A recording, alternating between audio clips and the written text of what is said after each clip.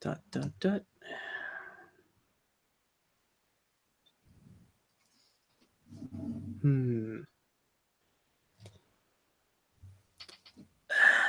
Hello? Is this thing on?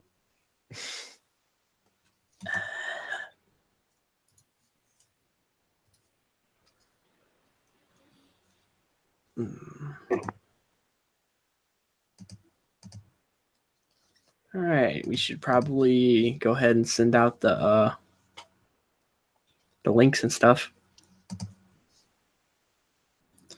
Which is this link? No, of course it's not going to cooperate with me. Yeah, obviously It'll not. be easier to use. See if I managed to capture it before. Nope. Like, why? Like, you're the only person I know who has this problem that does these. I swear, it's like it's trying to escape from me all the time. Okay, I got it that time. It's like you're trying to fucking catch a nematode or some shit.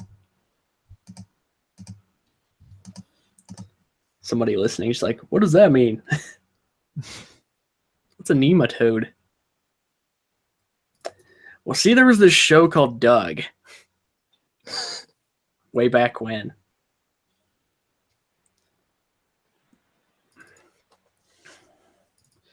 Which basically was white people the cartoon. Except Skeeter. Well, the funny thing is Doug, I think, was the black friend. Doug, yeah, you know, he's blue, and he apparently has natural rhythm and blues or some shit. But yeah, but Doug was like, I think, actually looking back, he was one of the only white guys in that show, wasn't he? Yeah. I mean, besides his family. Like, cause Skeeter was blue, Patty was brown. Yeah, she was a colored person. Yeah, she was a POC. Can we say Roger was too, since he was green? I mean, like technically, he's like. I know his haircut was really lame and sort of gay. So, I mean, maybe that counts. Like you can tell what color, like what's normal human skin color everyone was supposed to be. Yeah, like I remember the one guy who's supposed to be like from some made up bullshit country, like Yak Estonia or whatever. I remember the name of that country, but I don't remember the character. Like you think he was like from Iran or some shit? I don't know. Let's see here, and then there was BB Bluff. She was purple, and some of their other friends were various shades of green. Yeah, and some of those other. What the hell is the person's name? I can't think. That's annoying. Why can't I remember? You gotta love the uber incompetent mayor, though. Vote for me. Hello, I'm Andrew Dobson. Dude. Don't do that. That's the way he sounds. I know, but don't do that. I don't want this thing tainted with HIV. Oh, we're broadcasting now? And okay. There's the link. Okay. For some reason, when I posted that link out, yeah, it has the option to translate from German. Well, right, and if I click it, it says could not translate tweet. So I don't know why it even does that. I don't know. Maybe they think it means like, I don't know. Well, you do have Erica Hartman on there. Yeah, but that's me, not his account. Yeah, that's not the NTR Radio account. Yeah, that's just not regular ass. Yeah. Now I guess it'd be more fitting if I did it. But well, whatever. Okay. Interesting pick. Yes, indeed.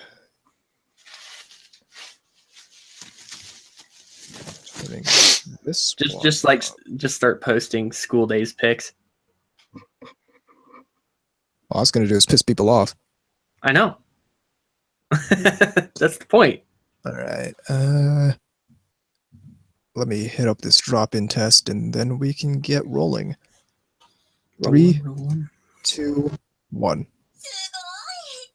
Wow, that sounded terrible. Remember that time I forgot to plug in the soundboard? Isn't that great? Isn't that great? Take 2. 3, 2, 1. Little low.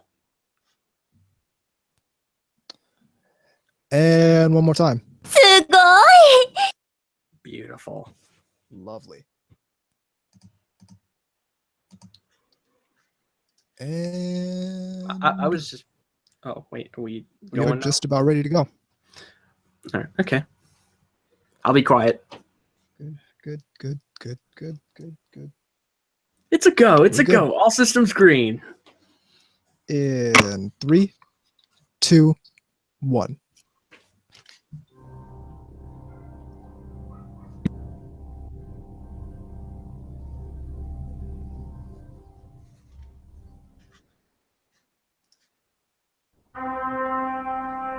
Let's get away from the word obsession. Start using the word passion.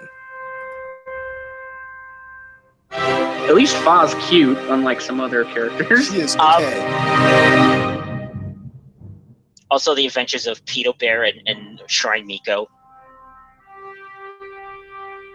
It's like, who the No. fuck watches anime and emulates it in this way? I want to know who watched Akira and then thought they could drive a motorcycle and like, you know, beat on people and shit. I recommend Photokano. It's really good. I mean, I like It might actually Origami be a too. bad thing for me to watch Photokano when I'm getting into photography because I might If get you want to ideas. take pictures of girls.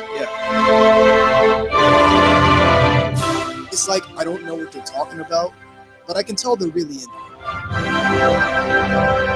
Tom Force, you this. Okay, gods. VC Mark II. You're listening to NTR Radio.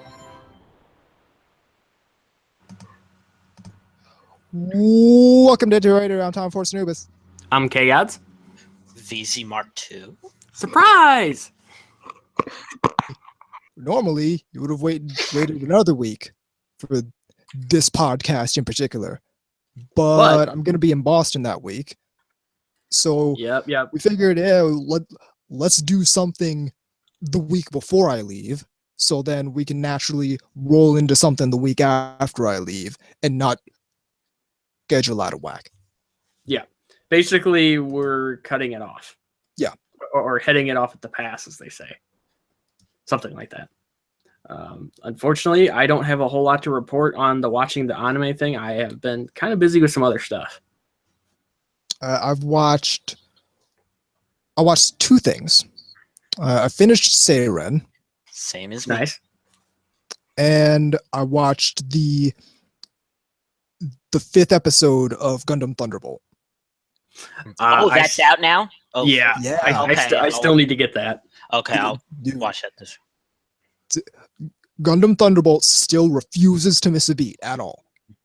You know what's getting an anime for that is Twilight Axis. Yeah, Twilight Axis. Yeah. I saw the And I all saw you the need to PV do, for that. yeah, all you need to do to understand why people are pumped about Twilight Axis is look at that preview picture of the broken ass Sazabi laying on the surface of Axis. That's all you Yeah. need to do. I just really like And that if you, new if Gundam. you know Gundam, if you know Char's counterattack and all that, you know why people are pumped I about just that. really like that new Gundam design. It's perfect. More than that. Oh yeah, the looks like an Alex derivative. That's why I like it. It looks like the Alex and the Mark II together. Yeah. So I was actually going to point out that this actually takes place after Unicorn. yes. At least according to the little info that's actually been circulating. So that'll be interesting. And more Origin coming out. They Yes, got indeed. two more OVAs, I believe. So that's all well and good. I do have to say though, this last arc of Seiren,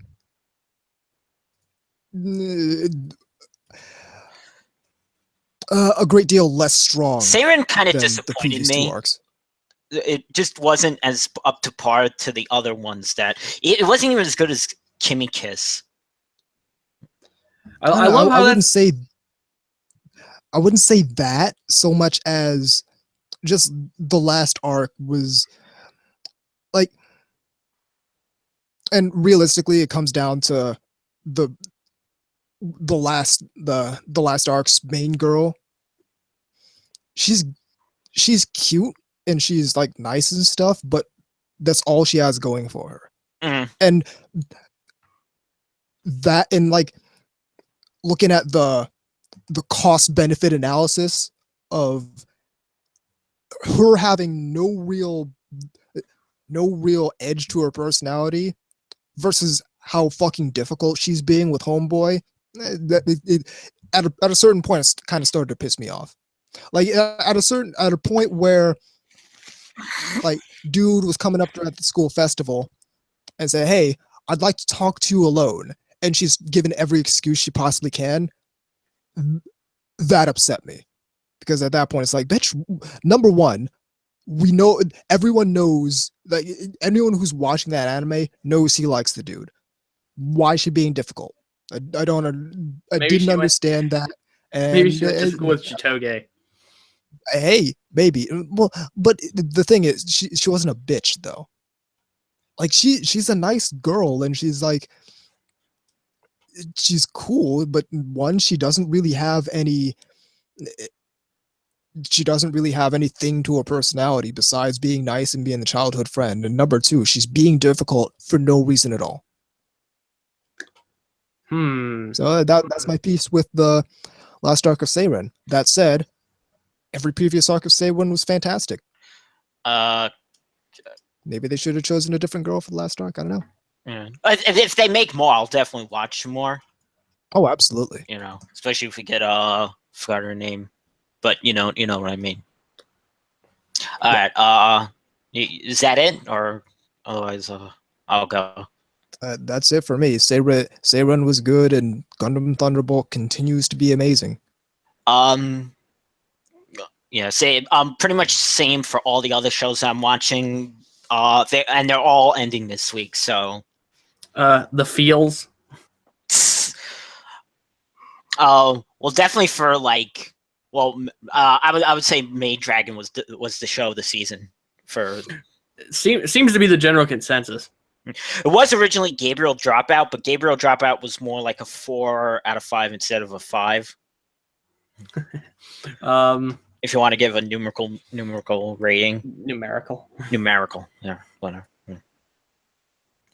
I said, curiously, Maid Dragon, people seem to me say, I like, and full disclosure, I'm not well versed enough in like how to measure sales numbers to tell whether or not this is good or not, but people are saying Maid Dragon is falling short on sales. Yeah, that's what I heard. That's what I kind of heard. I pay attention to sales numbers, but I don't hold too much bank on them. They're important, but they're not that important in my opinion, because sometimes there's other factors in play. Yeah, like people busy fucking dragons. It's just KyoAni's gonna make what they want. If it sells really good or not, it doesn't factor as much into if it was other studios. Because KyoAni isn't really like go on. Merchandise happy ready for their stuff compared to other studios. You're not gonna see any Maid Dragon figures. Unfortunately. That hurts.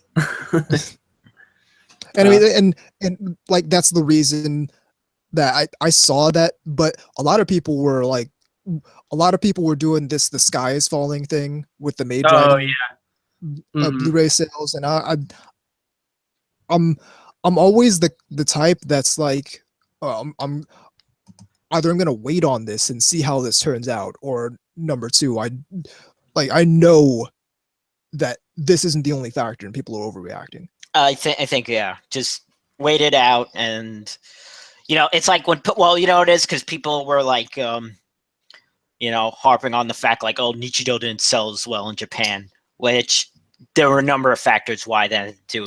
One was the high price of the Blu-rays. They were really expensive compared to normal.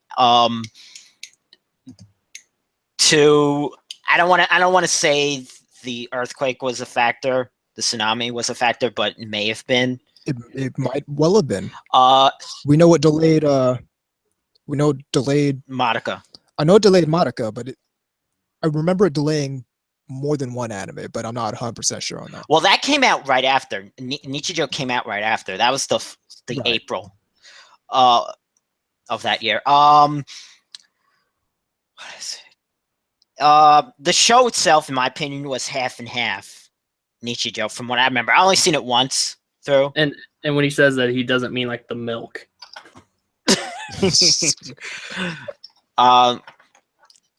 Halftime, it was on like on spot to be really funny.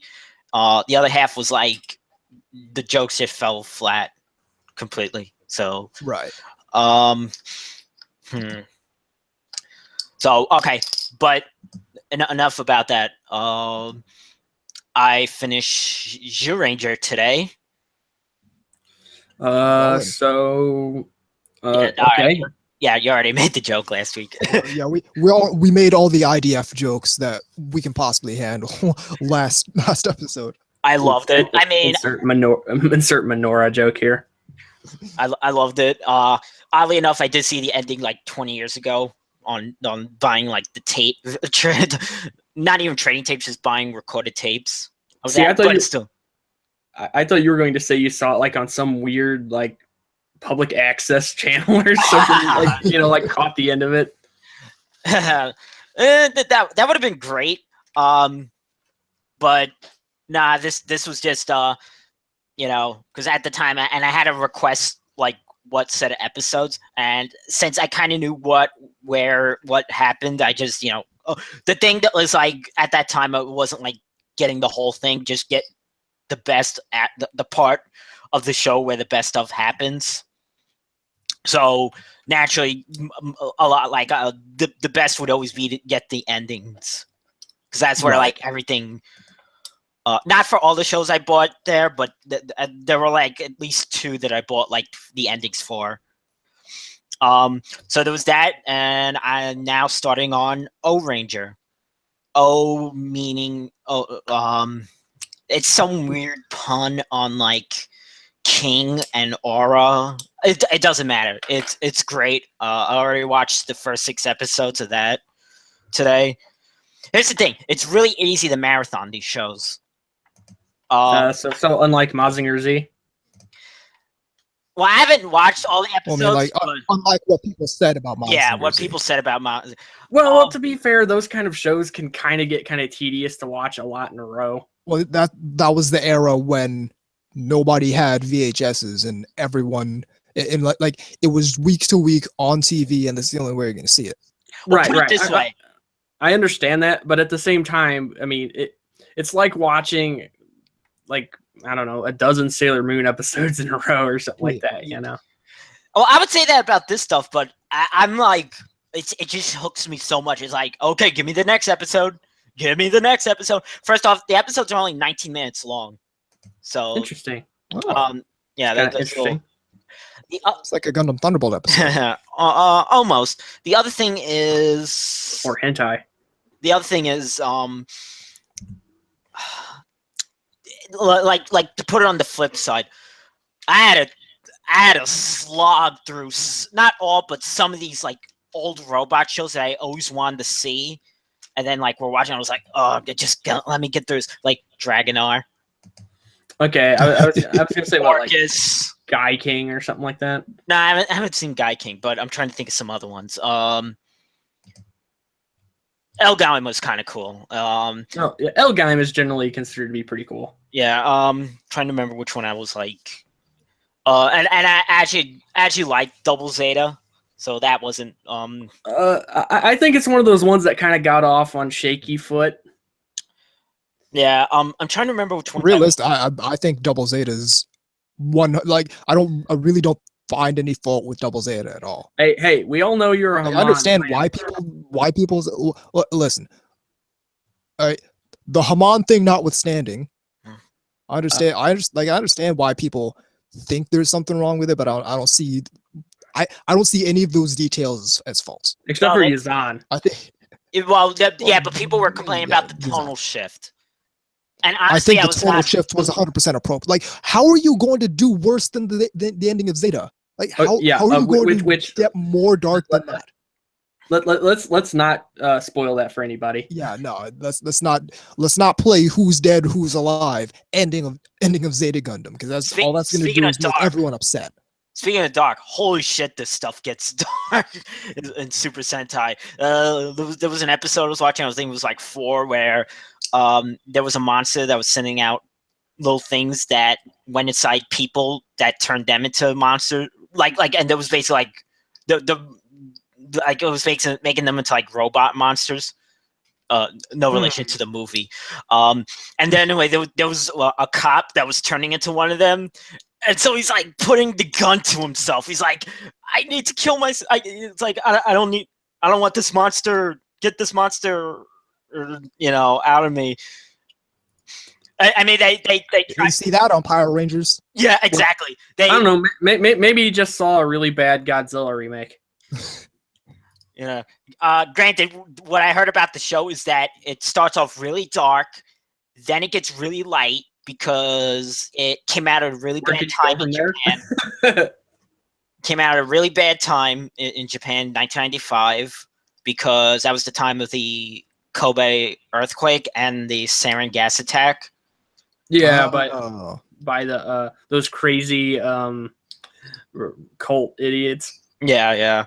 So anytime something like that happens, you know what happens. It's like, oh, we gotta make the kid media, Well, it was like after 9/11. Well, after 9/11, we just eliminated we just went along and eliminated any reference to buildings collapsing in all of exactly. Yeah. Which while still spouting the terrorists can't win. But then it gets dark again. We gotta cut Tentacruel and Tentacruel from the Pokemon lineup because Tentacruel knocks down a building. No, they just cut out the opening, like that thing. I think they cut out that episode. They stopped broadcasting that episode after 9/11 because what I think is that they didn't cut it out of the opening, but they did cut out that episode. And they also sent a list of songs not to play, to radio stations and shit like that. I always find that kind of thing funny because years before that,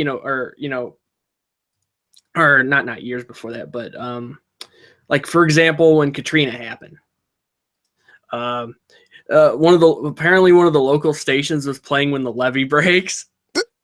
I'm like, everything about that is fucking morbidly funny. The Led Zeppelin song. If it keeps on raining. Yeah. Somebody got fired. I don't know. I just thought it was funny. Yeah. There's I already made the consensus that the best era of Sentai was the 90s. Which is weird for me because normally I would say you know how I am with normally I would say the 80s would be the high point, but actually the 90s is the high point for Super Sentai because I think it just kind of culminated in all the right aspects. The mecha designs got great. The concepts and stories were it kind of just worked. I mean, there's some 80s ones I want to see. And maybe some after that, but the high point is the 9, and those are the ones I'm going to be watching. At least there's 4 from the 90s I'm going to be watching all of. Right. Mm-hmm. Then after that, it'll be whatever I feel like. But I have I have 3 others on my hard drive that I'm watching. So. Right. Yeah. And I guess that's it. Okay, well, basically just I didn't really get around to watching all that much in the anime world outside of seeing some previews and looking at some basically just kind of looking at stuff that is coming out and checking out news and stuff. And Right. Unfortunately, we got something unpleasant to report. Oh yeah, I know. Yeah. Daisuke Sato. He passed away. Creator of High School of the Dead. Yeah. For those who don't know, and I believe Not he did not the mangaka. He's not. I mean, not the artist for that. but he also did, if I'm not mistaken, like video games too. Correct. For some reason, I want to associate his name with some video games, and I could be wrong, but That's a good question. Let's see. I can't really get at a thing to look at it right this second. So, but for some reason, I want to I could be wrong. I might be thinking of somebody else. Evidently, board games, not video games. Board games, okay. In any case, High School Most of people Dead. will know him from High School of the Dead. Yeah, that's where his name rang true for me as well. Sucks. But he didn't do the art though. Right. Okay, we got it, VC. But the point is, yeah, it I know. kind of seems like won't be getting much more out of that probably. No, but I read that the manga hasn't continued since 2011. Yeah, I actually heard that he was on hiatus because of health problems. I heard that from somebody. Which today. would honestly make sense. Yeah, it was like heart. Yeah, It was heart. heart related. Yeah, 52 also. Yep. I want to be surprised. Probably someone that smoked a lot. Yeah. Okay. That would make sense, actually. Well, yeah. Given that in Japan it's kind of a little bit more. Those mangaka. Well, We don't- not even that. They don't vilify it like we do over here. Yeah, exactly. They don't have like the truth commercials. Oh, I hate those. Those things are fucking obnoxious. Like, No, which ones I I'm not find- big on smoking, but that like that. No. entire But those campaign was, like, commercials grotesque really to me. get under my skin. You know what? I can't watch the ones where they have someone like dying. Oh yeah, somebody that's got like the voice box thing, Yeah, I can't watch those. Those are- or they're like missing a leg or something. Yeah, And it's just like, oh, I used to smoke, and complications that completely have nothing to do with smoking, but combined with smoking or can fuck you up just like this. or such and such died at like such and Yeah. such. It's like yeah, It's yes, like I don't. everybody who smokes knows it's not good for them. Come on now. How? I mean, you're kind of thinking they're stupid. You know what I mean? It feels very condescending. It's this entire manipulative campaign to get people to try and take down the tobacco lobby. Really? Yeah. They're gonna it's- do that with one day. They'll do that with like fast food and such. One day. Yeah, they're gonna have a hard fucking time doing that. Yeah, that's going to be a much harder sell. Guess what? They said the same thing about Than the tobacco. smoking thing. They'll But no. Here's the thing. Here's where it's different. Here's where it's different. You have to eat to live. Yeah, And some that's people number one. And number Some two, people don't know how to how cook. long ago did Super Size Me come out? Yeah, And if that anything was was- going to destroy it, That was supposed to would've done be if anything were to spark that sort of revolution in the vein of the anti-smoking thing. Super Size Me would have been that thing. And how long ago did that come out? And how long have we been without this big concerted ad campaign of people holding signs, yelling at a megaphone outside of the whatever tall office building Cheeseburgers holds are the dead. McDonald's headquarters? Hey, Nobus, Super Size Me, Super Sentai, Well, Super Super Sentai, Super Super Size. Sentai. terrible. Oh, dude, you understand? We have $1 million idea here. Super Sentai's Me. Ooh. Yeah, yeah. I don't know, man. This one makes me What a bit. Burger Rangers Super Sentai's me. I don't know. I was thinking of morbidly obese rangers. I'd like a number 3. Let's. I'm saying, great minds think alike. Burger Rangers Super Sentai's me. They're a bunch of. There actually was a Japanese commercial that did that. By the way, was it Okay, sumo? so I gotta find there's that. nothing original under the sun. Was it like sumo wrestlers? They were like fat and their stomachs were sticking out, but they were like rangers. I'm telling Yeah. you, Burger Rangers Super Sentai's me. The slog rangers I think it was like for curry or something. I'll look it up later. But for curry. like Apparently instant curry curry. makes you massive. I don't know. At Okay, instant curry. That stuff will kill you. least it's not the ASPCA commercials. Yeah. Oh Those no, are bad. those are the worst. The thing is I actually support that as a idea. But Yeah, but, I support that as an idea. but But fuck I'm those not gonna see it on commercials. television. But I always joke with like but fuck those commercials. these poor Moe girls. They're so sad. I just got this visual of I someone am like VC freaking- Mark II, and every day these poor innocent Moe girls go unloved.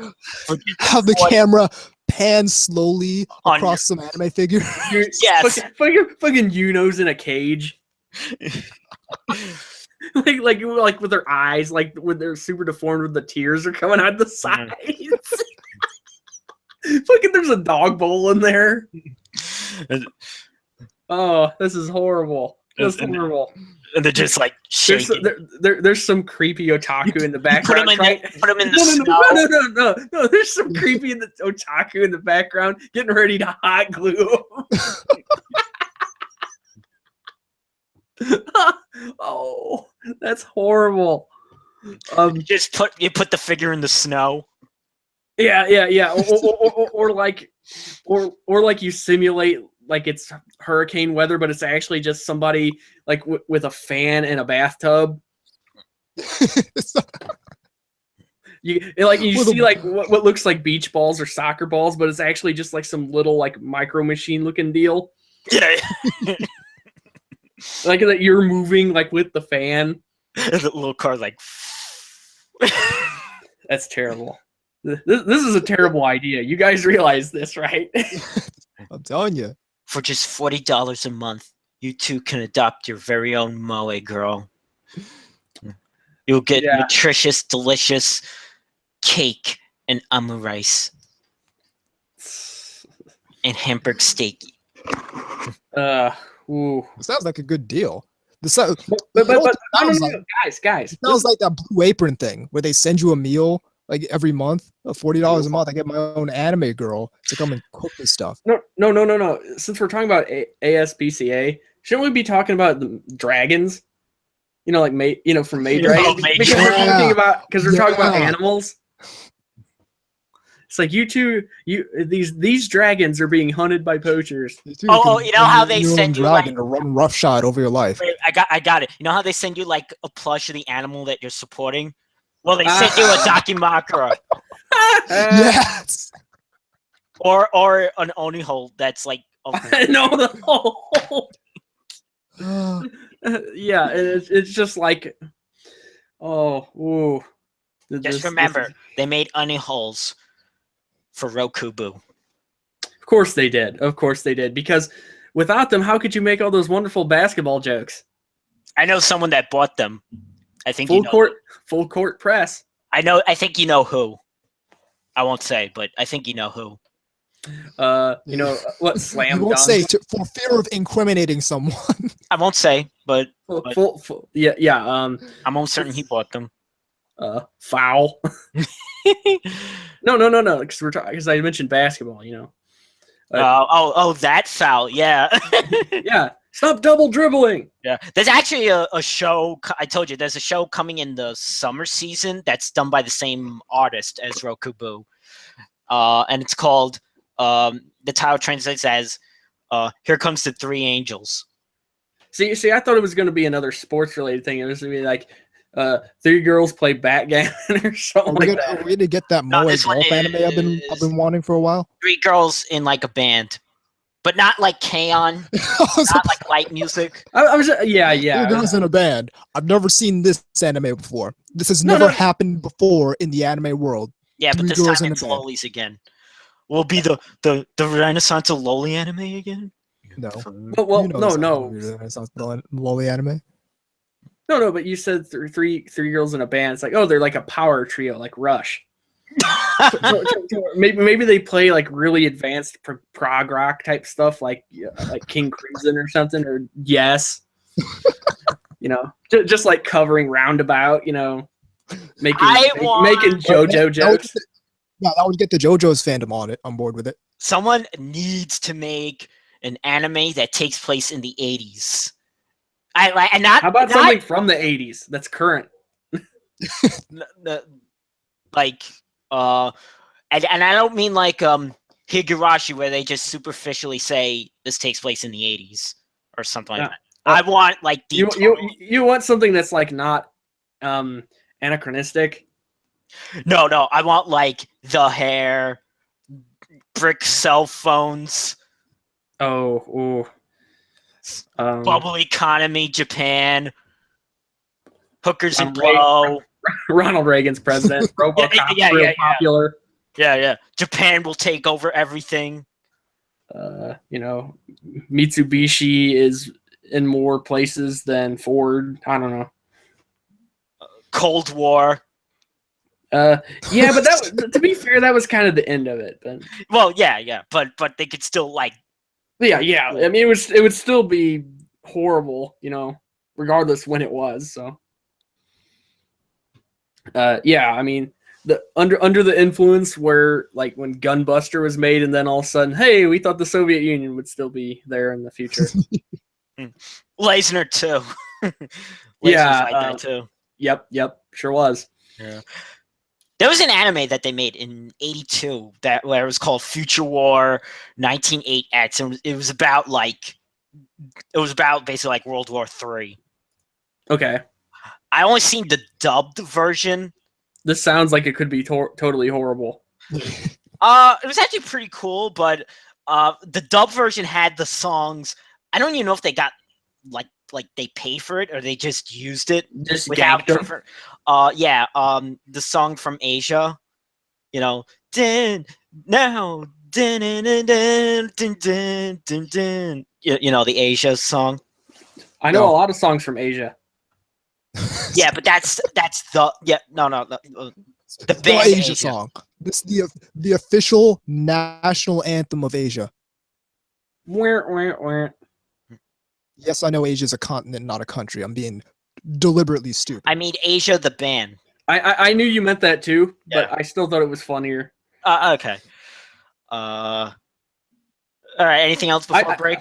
But I didn't listen to him, so I wouldn't have got that anyway. Okay. Anything else? I think we're all set. Yeah. Okay. Yeah.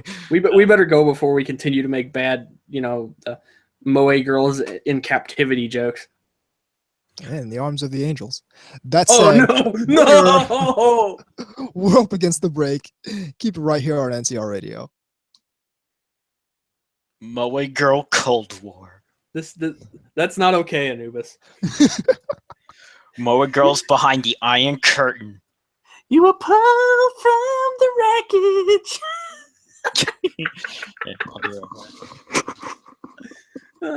Just have like dilapidated like Tokyo that's been blown up from anything in anime. Anything?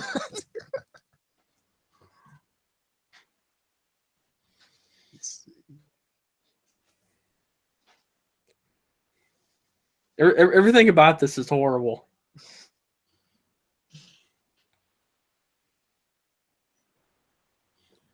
I could just see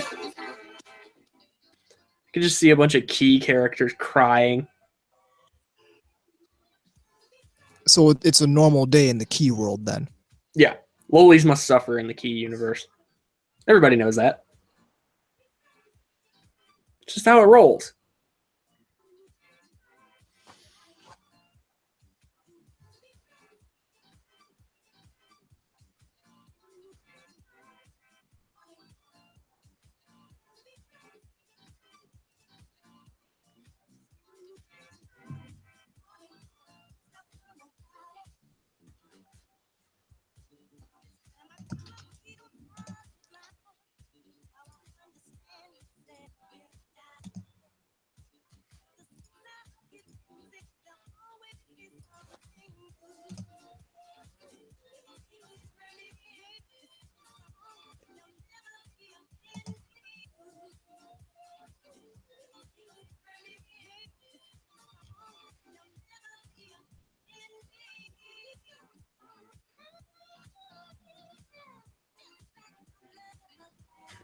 I was laughing at Maury's thing he said earlier.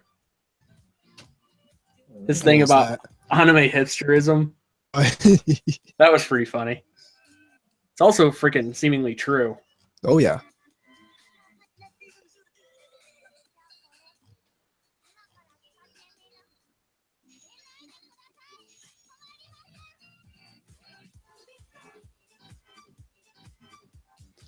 You'll notice there's a hashtag out there, Slime Girl Twitter. Ooh. Have you noticed that? No, I don't pay attention to hashtags at all. This is a good one. You know, it's true. Here, I'll pop it in the chat. Roger. All right, not bad.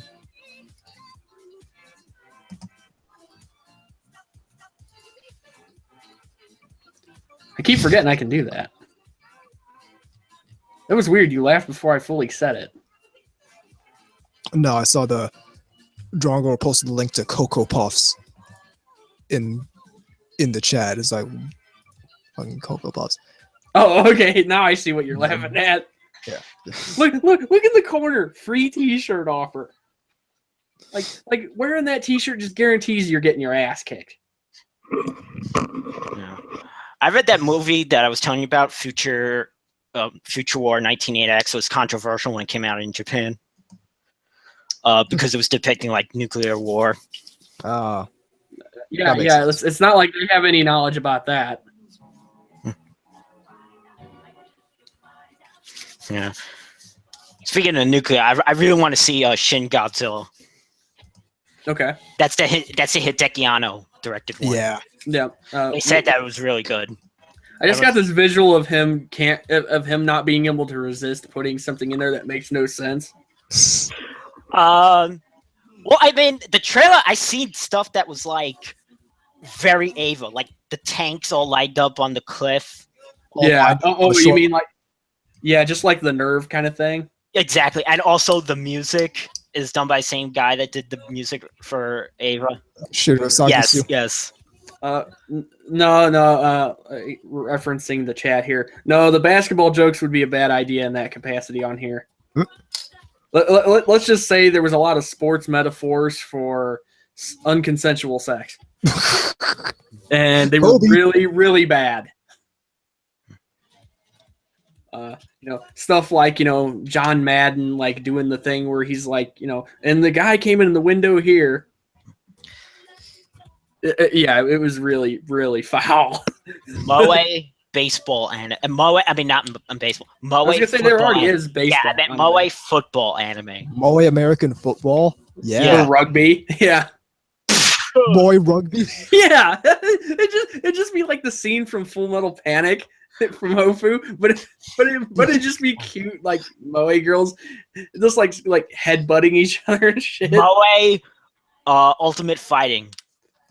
Or Frisbee. Or like MMA. Well, Moe UFC, that just play Dead or Alive and you're all set. Yeah. That'll work. I'm trying to think of more Moe anthropomorphism we can exploit. Moe Golf. Oh, well, you know what's getting a series now is that thing with the horse racing. Oh, yeah. Moe Kentucky Derby. And they bet on them. Do you have any idea how hard I'm resisting to make a joke right now? And they bet, and people bet on them. Anubis probably knows what I want to say. Oh, yeah. And they all have names like Santa's will help, like those type of names. Oh, you mean just like from The Simpsons, the dog? Well, no, but like horse racing. Dumb racing horse names. Yeah. Yeah. Oh, okay, just in general. Okay. Yeah, like Whirlwind or. I'll buy that for $1. Followed by Followed by lard ass. Moe bowling. Moe bowling. Well. Moe hockey. Insert joke here about the ball return. And every episode ends in a fight and they have their teeth missing. It gives a peace sign like this with a missing tooth and just like Ouch. awful. Let's see. Moe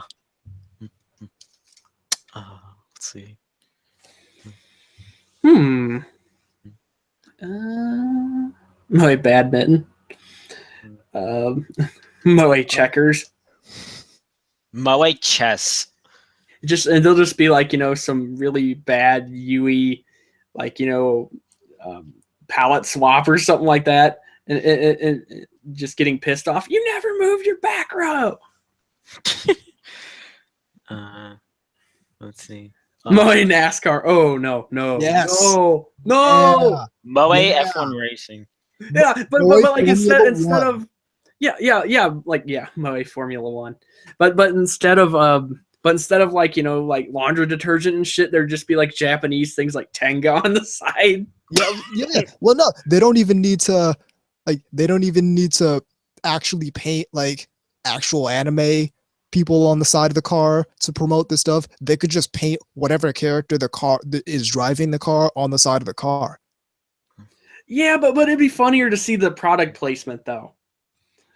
With Japanese product placement, it'd be cool in the sense that what was it? Tiger and Bunny did something similar. Okay. Like all the superheroes were sponsored by one sponsored by SoftBank and the other sponsored by a Bandai or something Morning like Rescue. that. Yeah.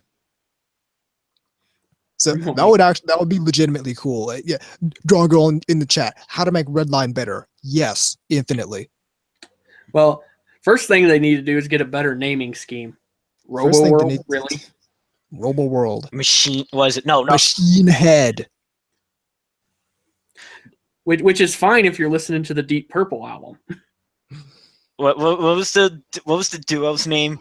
Johnny Boya and Lynchman. Lynchman and Johnny Boya.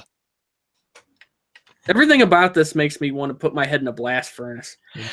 I didn't enjoy that movie. I watched it twice, and it was Anime is good neither saved. time. It saved Right. anime, didn't it? Man, it walk out of the theater and said, "Hey, Redline saves anime." Wait. Do I know Are you? anything about the medium? No, not really. But Redline saved anime.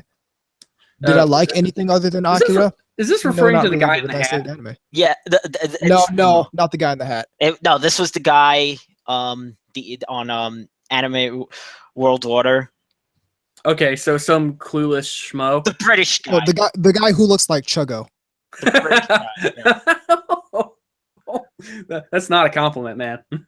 No, it's just- He was like, I saw Akira, and nothing really got me into anime. But after that, except My Neighbor Totoro. And I'm like, how do you go from like Akira to Toro? I mean, yeah, like Well, it's like, hyper it's like- violent. Better yet. I've really yeah. enjoyed 2 works in this medium, Yeah, I mean, but now I get to say which shows are saving this medium or not. I don't know. That'd be like me saying, "Hey, I enjoyed a couple Johnny Cash songs. I'm a country fan."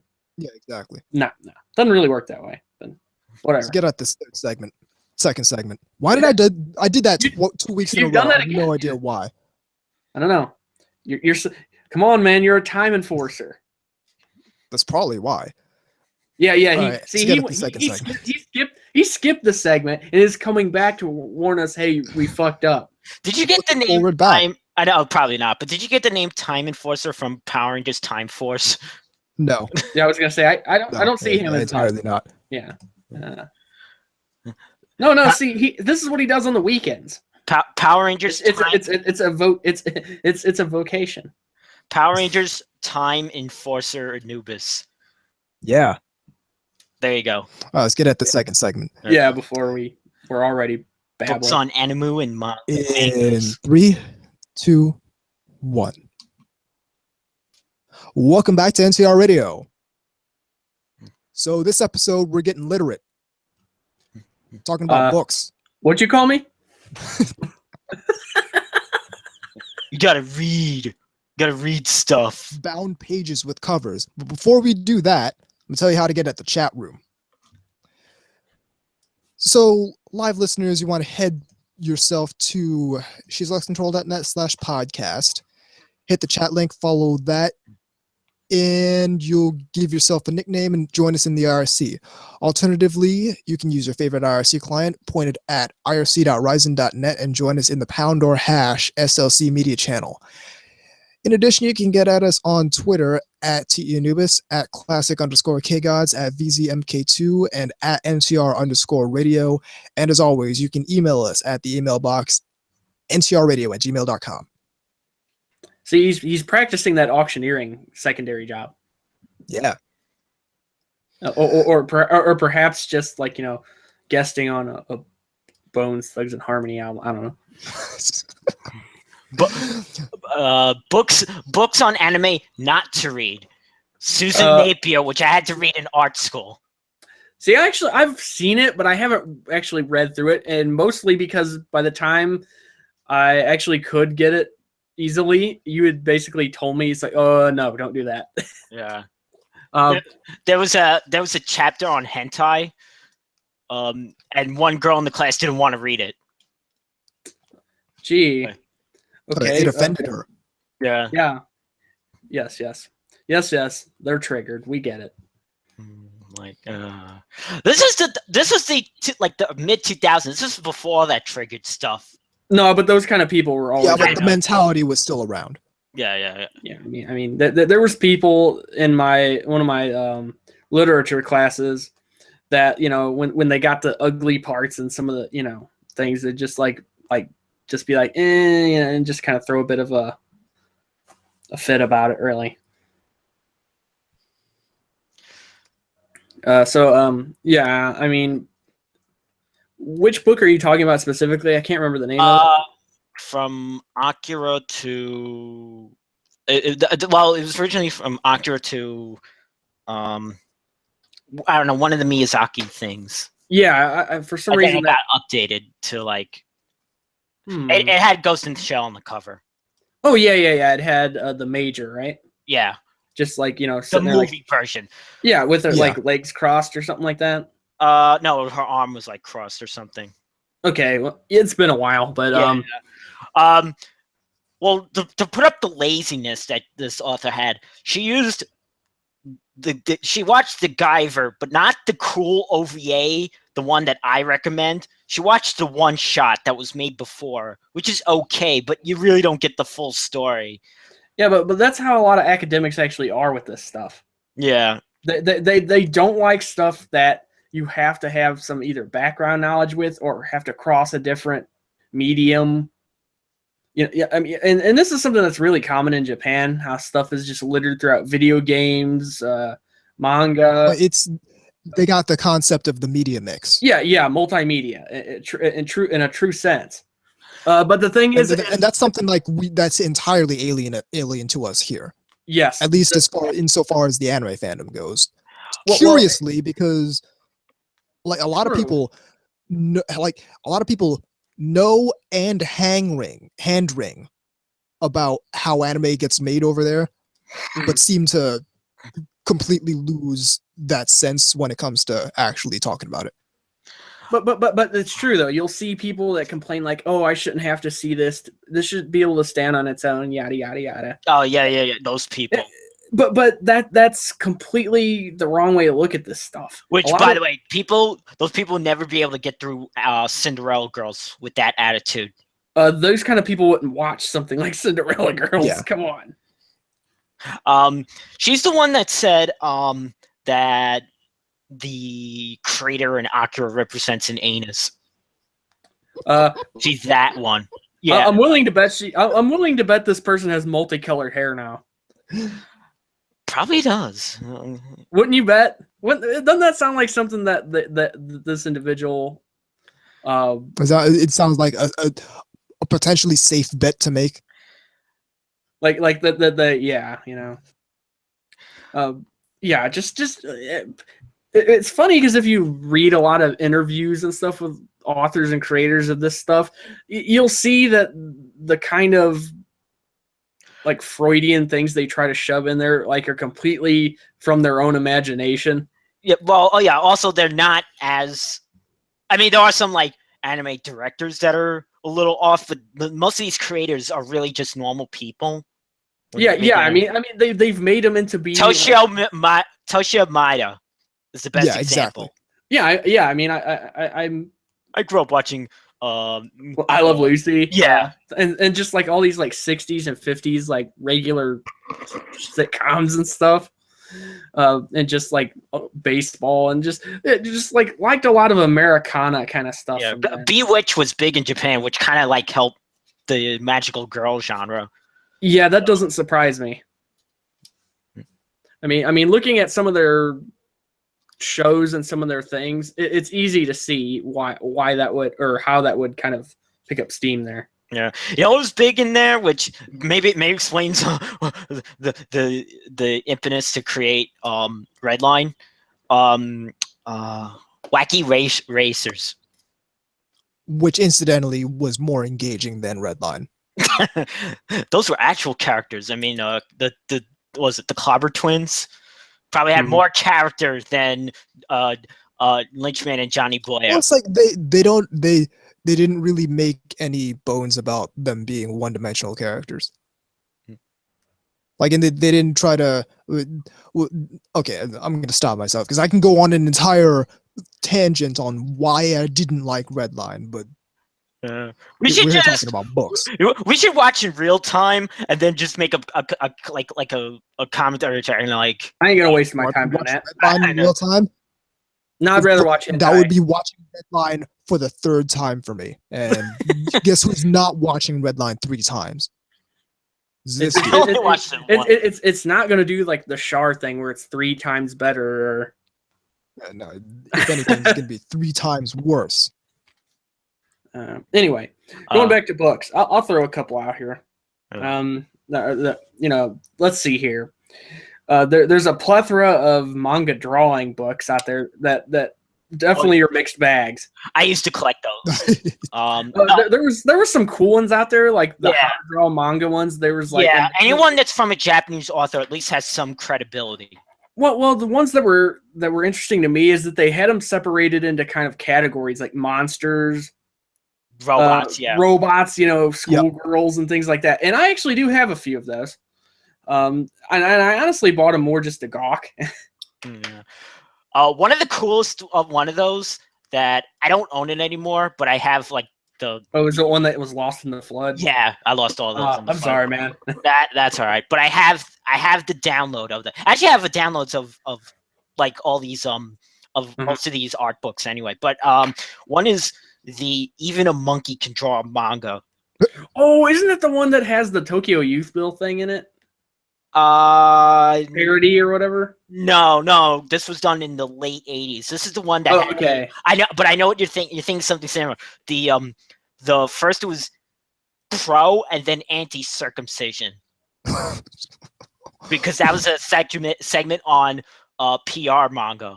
It goes through all the genres: kids manga, shonen, shoujo, ero manga, tentacle rape. It's funny. It's like it's like a tongue in cheek, but at the same time, a lot of the shit they say is really true. Like the kids manga one starts off with this like thing about like. It starts with like the really gross for like kids, because kids like things like explosions and gross stuff and and fire, and then it's like, but don't you know, parents are the ones that buy these mangas, so you got to make it both for parents to buy and kids to like. So you have to make something to balance. And you just kind of inadvertently kind of proven something to me, that no adults call something gross.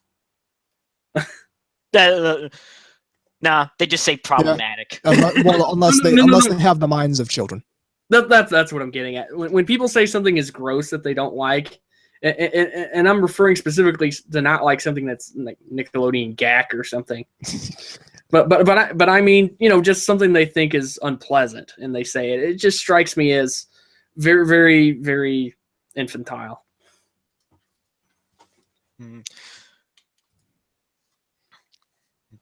Here, let me see. I got some here. I actually got it here. Yeah. How to draw kids manga. It's like just be a giant page that says "don't." Well, it has a like a dragon monster with Mazinger Z wings taking a shit, Taking a shit? The guy What is this book? the guy henshins by taking his pants off, who looks like Kamen Rider, and he's called I Am Weenie Warrior. And he fights the monster by farting in the monster's face. And that's how you Okay, I'm gonna need the name of what this is. even a monkey could draw manga. That's the name of the book. Just everything about this amuses me. And I'm not doing I'm having a 9-year-old And moment. it came out. It was it came out in the doing like the whole manga boom of the 2000s. Right. When basically it just flooded in. Yeah, like when Tokyo Pop was king. Right. And there's one. There's the anti. No. First the pro and then the anti-circumcision. But it takes the same manga panels, but just changes the lettering and how you can be convincing either way. Interesting. It is insane. This book, using special techniques, subliminal messages by having like with the tone, like the screen tone. Yep. And it's like little what's it, Rama 1/2 screen tones, so it makes you think you're reading Rama 1/2. I have to think that doujinshi artists probably have studied this well.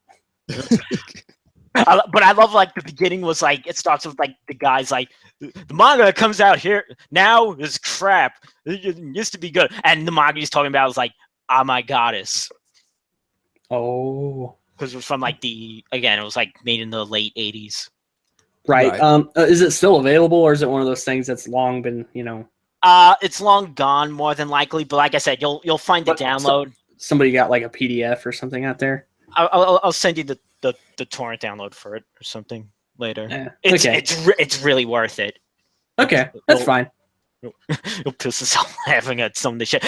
Maybe not. Well, dude, you describing it is making me laugh. So yeah, maybe exactly. Maybe it's not it's a drawing lesson in putting it lightly, because it's not going to really teach how to draw, but it's certainly just hilarious. Like the one about like again, like shonen manga. It's like the heroic training, like how the hero has to train, and he's on treadmills. He's got springs attached to his arms. He's holding weights. He's on a treadmill with a saw behind him, and there's alligators on the ground. This sounds like some Spetsnaz training shit. And he has like hanging on like a pole, a picture of the girl he has to crush on as to keep him going. Just put in some Survivor in the background. Yeah, I'll definitely send that to you guys. It's hilarious. Okay. All right. I'll throw out a book there, and I actually bought it just based on the name, and I know that's a mistake sometimes, as I found out. I picked up the Anime Encyclopedia. Okay, Yeah. I've heard things about this book. Yeah. Okay. It was published by Helen McCarthy and Jonathan Clements, I think. I think that's his name. Yeah. Okay. Anyway, I picked up the first edition. It had this white cover, and it has Astro Boy on the cover. And when I picked it up, I was really excited because it was a big coffee table book. You know what I mean? Yeah. I mean, good size. And I picked it up and I started to read it. And first off, it doesn't feel like an encyclopedia at all, since it's just colored with opinions. Yeah, that's essentially what it is.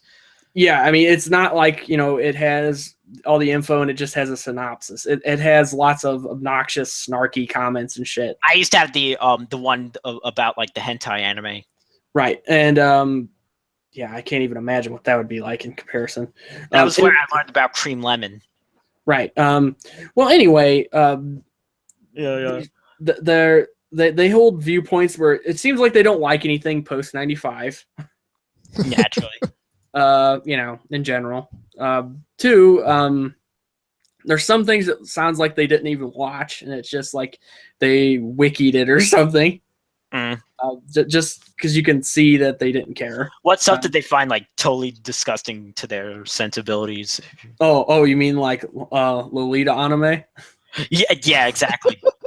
And talking about how if you like this kind of stuff, you should pretty much be in jail and things like that. Shit like that. But beyond that, though, like if you look at the little forward prologue, whatever the fuck it was, I don't know. I haven't had it in years. But yeah, I mean, you can kind of tell right from there it's gonna get kind of dicey. If I put it this way, they really shit on like Tenchi Muyo and some things like that. Oh, I'm not surprised. Yeah. Oh, okay. I'm not going to be very happy with this book then. Why are people shitting on Tenchi Muyo? It's amazing. Ranma Half, Golgo 13. They hated. What do these people like? Miyazaki. Yeah, basically all your high profile, high brow kind of stuff, and everything else is pretty much that's like classic level 1 territory. Yeah. Again, everything else as a value judgment, but that's like all the anime that people who don't like anime as a medium like. Right, exactly. And there's a lot of, like I said, just comments like that are really derogatory. Like I can't remember which title it was, but there was a hentai title where they responded like, "Look, if you want tennis elbow, just go play tennis." Or something like that. I'm paraphrasing. But. I like one of the Lolita anime. They said it was like, was it a beginner guide to statutory rape? Yeah, I mean there were comments like that littered throughout about stuff like that. Or what my favorite was for Guy Double Target, for the wannabes of the MTV generation. I'm like, what the fuck does that mean? I don't know. Wait a minute. Weren't most people that liked MTV wannabes to begin with? Yeah, but I'm just trying to figure out like what the fuck does that even mean? Also, they have a very British anime fan perspective, which you know, which means they don't like most of it. Sorry, but it's true.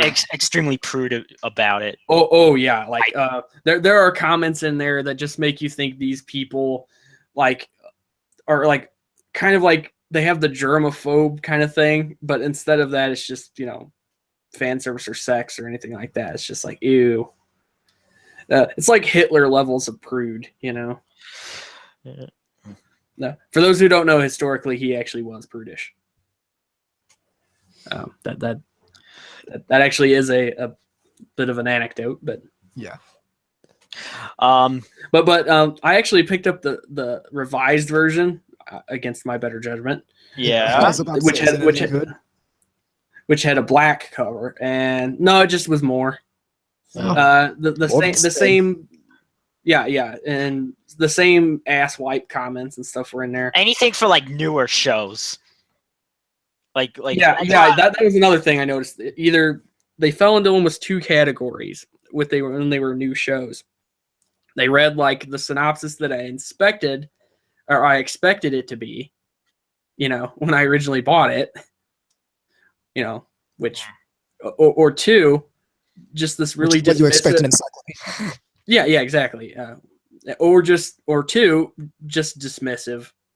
And there is a third one now. It's kind of a yellow gold kind of type color, and it's ginormous. I mean, I guess I got to give them some credit there because it is big. I mean, looking at it, it looks like bigger than a phone book, and you could probably physically really fuck someone up with it. So it's the type of thing that, because it's so big, you think it's got a lot of it's one of those things where, like, if you saw it in the store like I did originally, it's like, oh wow, gimme, This is a really big book. It must have something valuable to say. It's called the Anime Encyclopedia, and it has Astro Boy on the cover. How could I go wrong? That's exactly. You can see what I mean. How you would see that and just be like, ooh. This isn't some dinky book with bad art on the cover. That badly drawn fan art or something on the cover. Let's talk about a good book about anime. The Moe Manifesto. The Moe Manifesto. That's a pretty good one. one anime book to anyone to be the Moe Manifesto. Well, yeah. If nothing else, it is. First off, we should throw this out there. It's actually a pretty small book. And most of the information 189 pages. Most of the information I personally already knew, but it's still interesting to see it. Well, the reason it's, I think, cool / useful is that the way it's kind of sequenced, because it has like interviews interspersed with kind of observation. Right. And it has this whole big thing. It front loads this whole big thing about the history of Moe. So and by extension, anime in general. Yeah, exactly. It's a really good book. It's got big print. You could sit there in one sitting and knock it out if you're a reader. Oh, yeah. Easily. It's well worth doing. In fact, everything I've read from Galbraith, isn't that his last name? Patrick W. Galbraith. Yeah. Yeah. Everything I've read from him has been at least enjoyable. He is a purveyor of on-point perspectives about anime. I don't always necessarily agree. Great. He did this book a while back called Otaku Spaces. That's great. And that also has that sort of thing where it kind of gives a history and then goes into interviews from different people, some who are otaku, some who don't identify as otaku, and just talks to the actual people. And that's what I like about the Moe Manifesto. And right. It's interesting. Some of the artists and creators of the stuff, which talks to the actual people that they're trying to gain perspective on. Remember the backlash on the ANN forum, where they stopped talking about the book and started talking about this whole artificial girlfriend thing that was really inhabited a couple pages of this book, but because the people on that forum are allergic to actual discussion, they latch on to this one thing and stop talking about the whole actual book that blows all their perspectives of Moe out of the water. Yeah, I remember that. Well, that entire fiasco. Yeah, I didn't actually bother because I don't hang out on it. I bothered. Despite my better judgment, I bothered.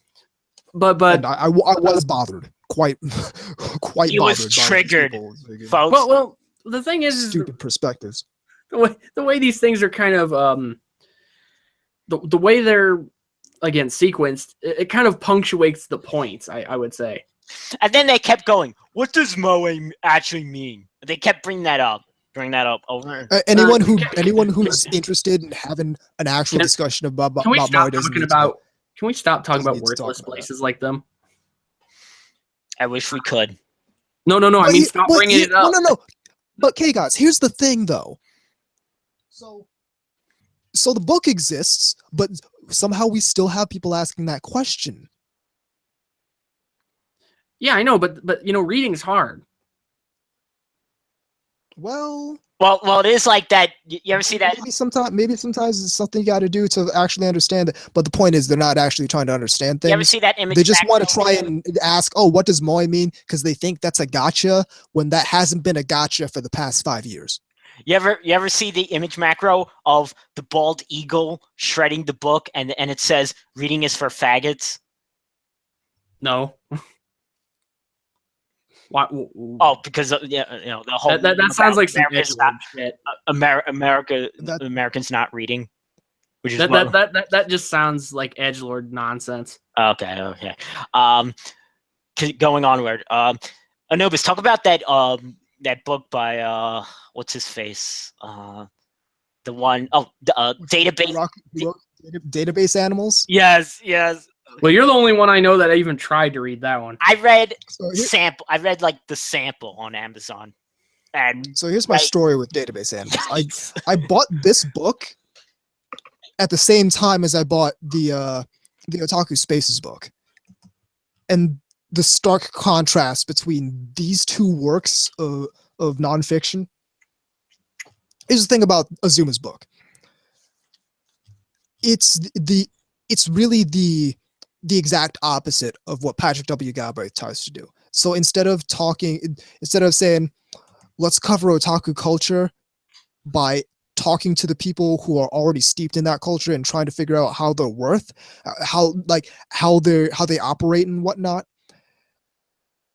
Azuma in Database Animals is basically looks at that from the outside. So it's an entirely outsider's perspective on all this otaku media, all this how it came to be, how this subculture grew, and I call it the most pretentious book I've ever read because it really is. Where it was like trying to analyze the design of like Carrot. Carrot and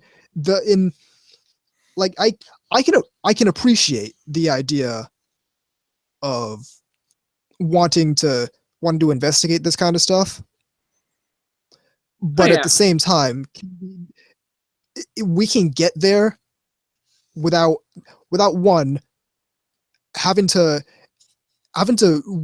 write all this. And if you read it, it comes off as really disdainful and dismissive of the culture. Well, it also comes across as complete word salad nonsense. Yeah, it's disdainful, it's dismissive.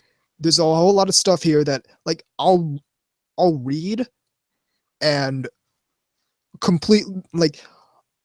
disagree with categorically based on what I know about the culture and what I've experienced about the culture. And the second thing is there's a way we can do this that includes the people who are part of this culture. And my issue there is so much of commentary on otaku culture categorically disincludes otaku. Like we saw like the stuff with the Susan Napier book and the Helen McCarthy book, all that kind of stuff that goes around shitting on all of this stuff. Yeah, a lot of it's Eurocentric. A lot of very Eurocentric, very centered on perspectives from outside. And I don't really have a lot of respect for that, because what that's given us is this entire narrative that I spent 3 issues of Neon the magazine talking about, where we have this 1991, this 1990, this 1989 view on otaku in the Western fan base in 2017. Well, the thing is, here's what I've noticed about this book. Again, I haven't read it. If I did, I'd probably do the same thing I did when I read Our Posthuman Future, which is. I'll also note that it's when you talk about people who like talk bad on Moe and whatnot, it's the only book they ever cite. Yeah, this is pretty much their Bible. I was actually just going to point that out. It definitely comes across as sort of a. See, here's a Japanese guy that doesn't like Moe. Yeah, it's one book. It's what Das Capital is to communists or something. I don't know. But it does seem to be the one they want to thump you over the head with. But the thing is, from what I've seen of it and from what you've said, it just seems like just really very wordy, long-winded ways to say this stuff is bad. But at the same time, it's like I'm using a lot of words and a lot of stuff to say basically what can be said in a single sentence. You can't market that, but obviously not. But also, it also comes across as I'm saying a lot, but I'm actually not saying anything. Yeah, but what was the thing he said about Lucky Star, Anubis? I don't remember. It was like, I'll tell you, I'll be real with you.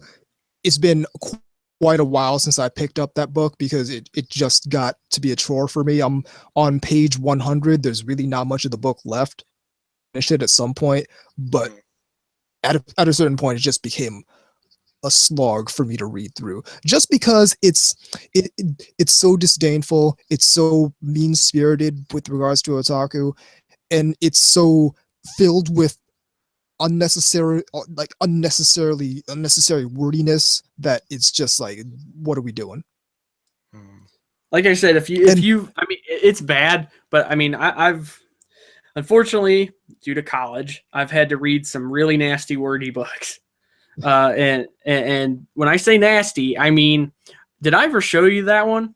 You showed me some like quotes from it. And like it was written by this guy. He was part of a think tank in the Reagan administration. Oh. You know, and anytime you hear the word think tank, you're just like, uh-oh. You know, for a plethora of reasons. But when you think of a think tank, you think of people like just kind of gathered around, like throwing out ideas and just kind of crafting narratives and things like that. How people think anime is made, right? We need to have this. We need maids. Okay, well, we need maids and right, but I'm not talking necessarily about anime here. I know, but I know that. But I'm just saying that's like how people think anime is made. By I honestly, this whole by committee thing. Yeah, I don't think there actually is an anime think tank. It's probably a lot. The anime think tank. It's much more streamlined than that. It's like, does this sell? Well, no, all the think tanks in anime are in Ghost in the Shell. Oh yeah, Tachikomas. All right, so tell me about this book that you've read. For anybody out there who want to take a look, it's called Our Post-Human Future. If the name alone does not make you raise an eyebrow, just take a look at it. It's written by a guy. His name is Francis Fukuyama. And again, apparently, from what I remember, he was a think tank, part of a think tank in the Reagan administration. And it's basically this, like, it's futurism, right? But it's also really fucking depressing. I mean, like we're talking, you know, this is the kind of stuff that I don't even know how to explain the level of depressing this is. I don't think I've ever read anything that's nonfiction that depressed me like that did. And part of the depression was that I had to read it.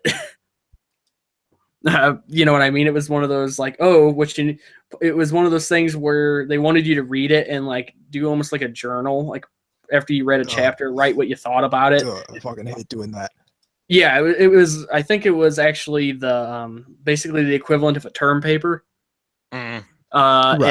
And whoo, that it's not that it was difficult to read. I mean, in the sense that like it wasn't like Dianetics.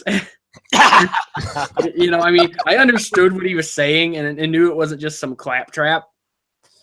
But you know, it is unnecessarily wordy and whatnot. And now I've got Scientologists pissed off at me. Oh well. But yeah, going back to database animals, though. So you got database animals, and that's again, it's the only thing that these people who don't like Moe and need to find a reason to make that Moe objectively bad ever cite. Yeah, pretty much. Pretty recently, several months ago, I actually picked up this book, Beautiful Fighting Girl. I've heard of that. By Tamaki Saito. Yeah. Now, I give a whole lot, knowing nothing about the books these two have written, Azuma with Database Animals and Saito for Beautiful Fighting Girl. Knowing nothing, I would give more credence to what Saito has to say than Azuma. Because Azuma is just a cultural critic. Yeah. Saito is a I believe a psychiatrist. Ooh, that actually would make it more interesting. This is the man who came up with the term and the concept of hikikomori. Oh, okay. So he knows what he's talking about with regards to how people end up the way they end up psychologically, and why that happens. Well, yeah, and if he works in the field, chances are he's probably had to deal with some really extreme cases of things. Yeah, exactly. So Beautiful Fighting Girl actually goes really in depth into how you see with an anime in particular, how so often with anime in particular, you see young girls fighting. Say all this magical girl stuff, Sailor Moon, later on, Rei Ayanami and Asuka in Evangelion, all this stuff about young girls fighting, investigates why that is a thing in anime in particular and why people like it so much. And goes really in depth with otaku culture. Again, this is a person who, as part of writing this book, actually spoke to people, actually trying to pick their brain and get at why they're that way, and actually spoke with a lot of Western fans on this subject as well. And again, this was written in the late 90s, I believe, but not published until the later 2000s. But again, going back to the fandoms of the Western fandoms of the earlier 90s, again, they weren't so keen on this particular aspect of anime, but they were still into anime. So they figured out you went through and tried to figure out all that and didn't just theorize like Azuma did. It actually has the foreword of this book includes a debate Saito had with Azuma, along with Mari Kotani, who was interviewed in the Moe Manifesto. Right. So after the Moe Manifesto, Beautiful Fighting Girl is probably the second book I'd recommend if everyone's trying to understand all this stuff. Right. There's been a couple other ones too. I actually haven't read them, but they're, for some reason, they're kind of in the back of my head. There was wasn't there one called something like The World of Japanese Comics? Yes, I used to have that one. It's a shame because it was actually worth a lot, like on the aftermarket. By Frederick Schodt. There were two. There was one from the 80s, what you just said, World of Japanese Comics, and then there was a newer one that he did called Dreamland Japan, which was more like outsider comics in Japan. Oh, okay. So, like the other one, like the first one was a little bit more mainstream, like beheading ceremony. Beheading and graduation ceremony. Yeah, I couldn't remember the name of it. I just remember it was one of those things that was one of Anubis's like berserk buttons or something. I'm trying to remember. Well, at the end of the original one, he had like a translated episode, and this was when manga was like not translated at all. He had an excerpt from like what's that one about the atomic bomb? The comic one. Barefoot Gen. Okay. He had an excerpt from that. He had an excerpt from a Tezuka, and an excerpt from it was the Phoenix manga, and an excerpt from something from Leiji Matsumoto. Yeah. So, right. Did it like? Was it from them specifically, or just something from one of their works? It was like part of their comic translated. Oh, okay. At the end, but that was at the end. The rest was just talking about like manga culture and such. But again, this was like written in the 80s originally, I believe. So it kind of was like an early perspective, but at the same time, still informative, I think. Right. You're right. It's interesting to kind of track, like if you look at a timeline when you see this stuff and how when you run across the earlier kind of stuff about it, it seems a lot more vague. Yeah. Go Nagai, they mentioned Go Nagai in there. But as like the timeline extends and goes on and more people are interested in it, the research gets a lot more in depth. Right, exactly. And you can see like it starts to like drill down much more like precisely, and there's a lot less like errors or ambiguity. It just seems like people are more, I don't know, inclined to well, for one, not to just take word for it, but to actually ask people and things like that. Oh yeah, well, it's the reason that stuff like the Moai Manifesto is coming out now.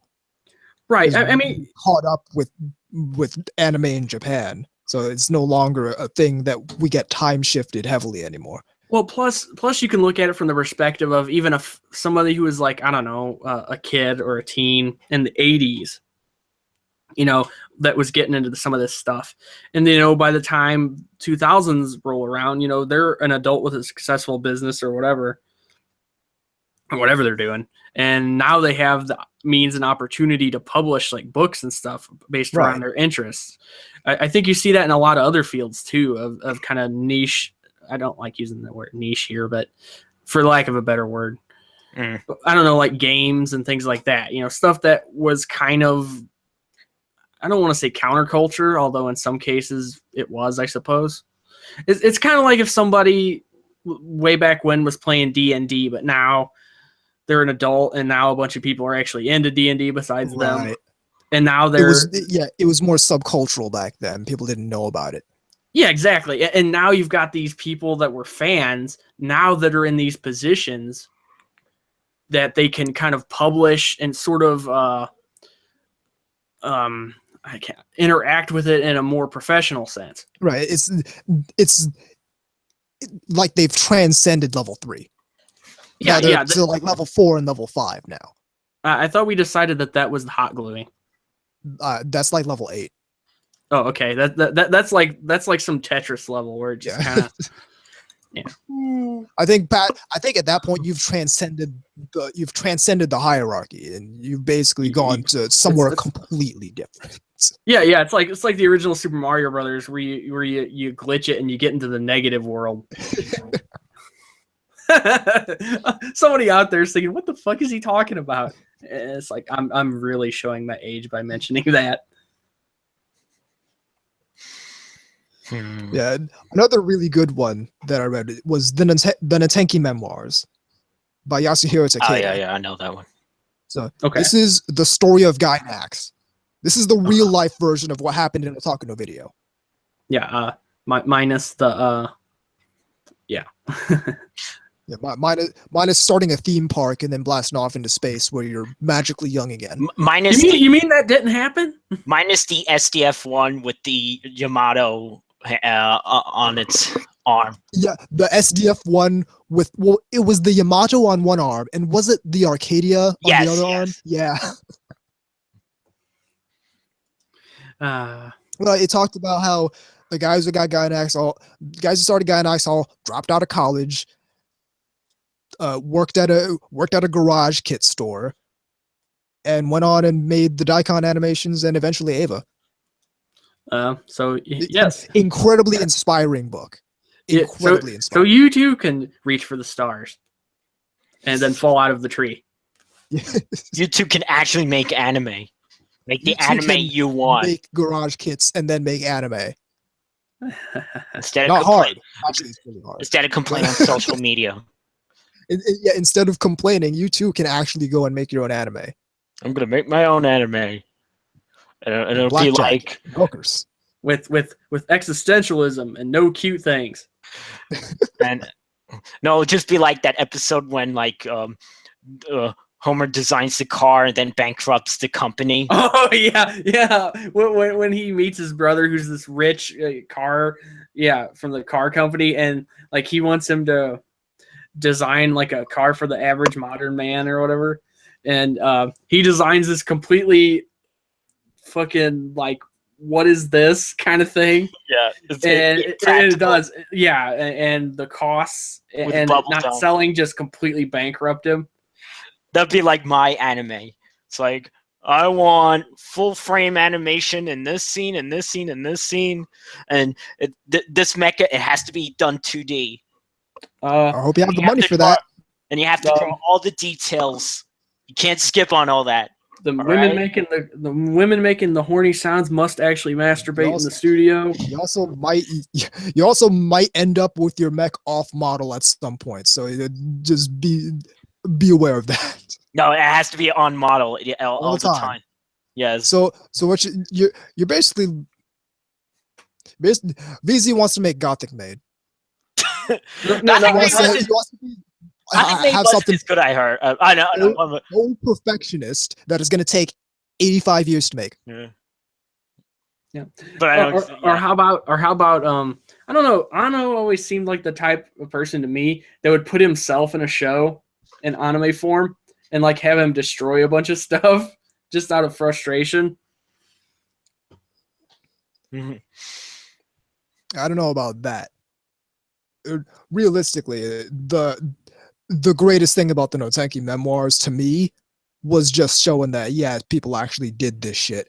And they did this back in the 80s when it was really, really hard. Not just hard, really, really hard. Like, we're talking they didn't have they had so little money to make the first Daikon animation that they didn't make it on the correct cells. Ouch. Like they got some like cheap ass doo-doo paper to make it instead of actual cells.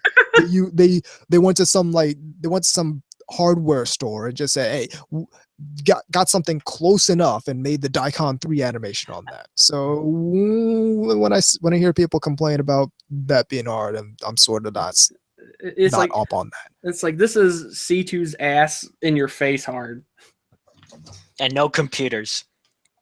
No computers. That was not widespread. Just calculators, man. So they just abacus. Do all this shit by hand.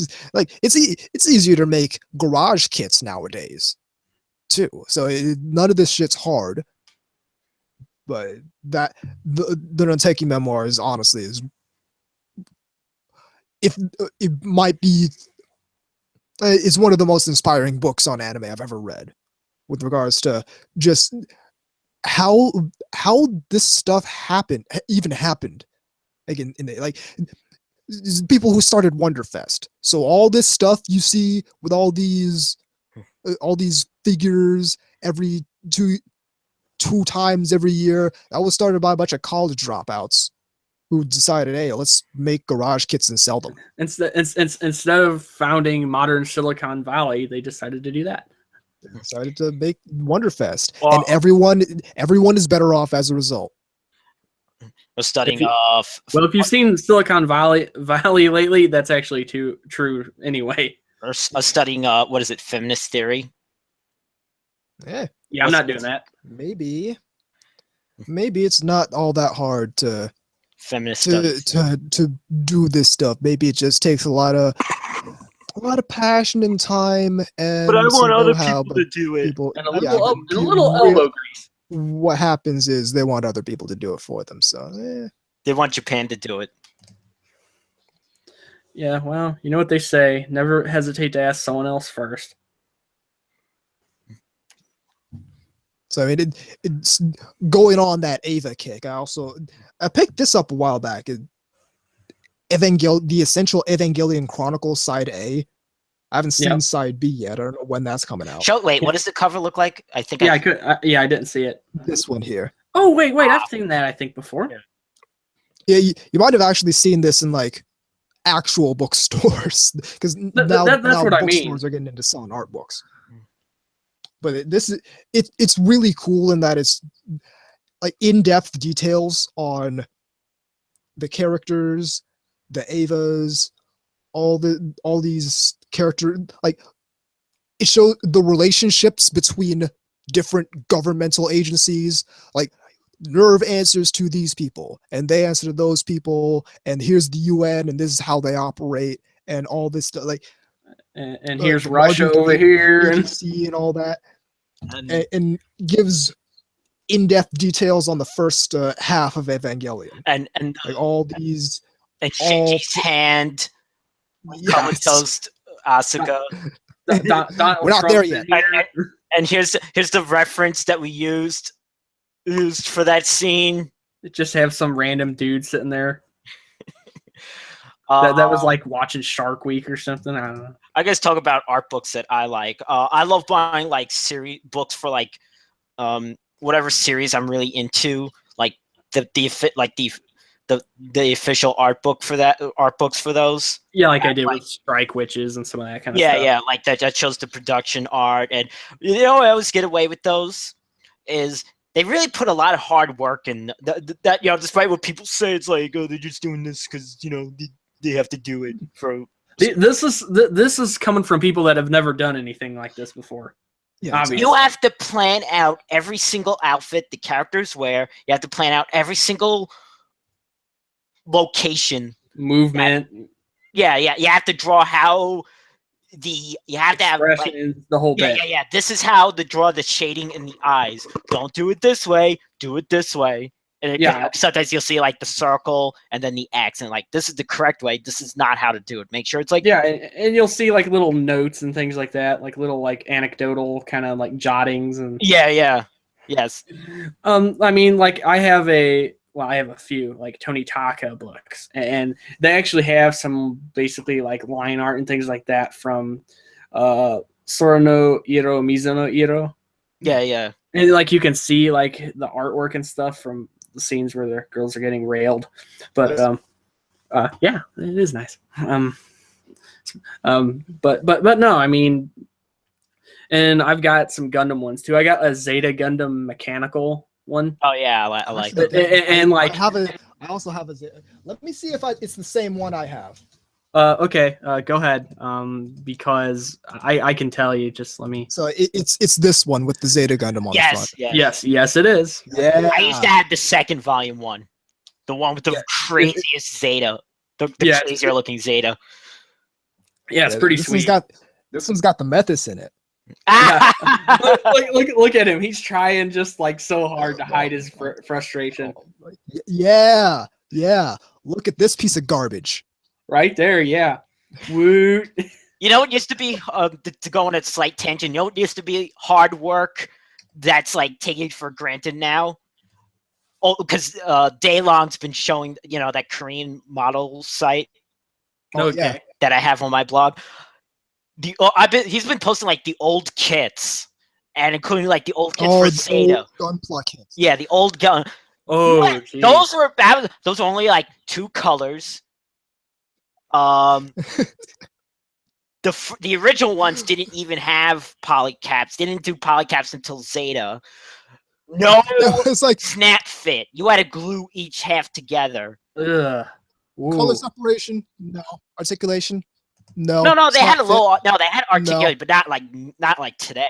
Yeah, but you're not gonna see like you're not gonna get like the gunbuster pose out of any of these gun. I just got this funny visual of it being like like the wind up toys. You know how you in the back you just like turn it like, but instead of like. But somebody's trying to do that, and when they do it, it just falls apart. Instead of like, it's like it's instead of like doing like kung fu grip or something like that, like it's supposed to, it just kind of breaks. Like, yeah. I used to have this the Gaplant one, mm-hmm. and those actually my brother put it together for me. But those you had to like. It came with it came with a little thing of glue. Yep. Oh, it's like you're gonna sandpaper. need this. Yeah. You're gonna need this too. It's like, here, you're gonna need this. Like, yeah, that would be fucked up. Imagine you got like a School Days box set. Yeah. Like, and instead of like like panties or something like that, like they do in like some of these other shows and marketing things like that. They just give you like a cyanide capsule. Yeah, you're gonna need this. You might need this. Well, it's like when you order an Aerogate from J-List and they send a pack of tissues with it. So you're gonna need this. That's actually funny because when one of my buddies was buying something from him, he actually gave them some. It says "enjoy" or something like that, and just Peter actually said some snarky, like silly comment. The box set for Kisses. Here's an Oni hole. No. The boxer for that. The boxer from that gives you a fucking like coupon for like Ancestry.com or something. That would be fucked up. Fuck and piss. Oh, ooh. Like some sort of like family reunion kind of shit. Speaking of the Gaplant kit, it had like, but only the line art, not in color of like Rosamia, and I was like at that age of like 11, I had like no idea. Wait, the design looks bad. It looks like a bad guy robot, but why she look? Is this a good guy? Because my again, I was thinking like Saturday morning cartoon villainy mindset. Right, I wasn't exactly. thinking like normal people as like Darkwing Duck level. I don't know. kind of, or even like like Skeletor level or something. Like At that point, Zeta Gundam. Is anybody threatened by Skeletor? no, especially if someone has it as it's an avatar. At that point, Zeta Gundam was just too complex. We're dealing with like actual characters here, not like black and white, good evil kind of thing. I mean, even Robotech or Macro has like the Zentradi, which look right, kind of like they're the aliens. So yeah, they wouldn't have a show like that in those days on American TV, because again, there's not even just the violence, but just like that. Because we were rocking Punky Brewster. And I mean the show, people. Not Punky Brewster. Not the character. Come on, man. Yeah, so VZ's into the series-based art books. Yeah. I've always been more into the artist-based art books. Oh, I like those too. Don't get me wrong. As noted by my collection of Tony Taka and Satoshi Uehara. This is one I'm like pining out for now that I'll maybe have to get this year. It's this. We're gonna set up a Kickstarter.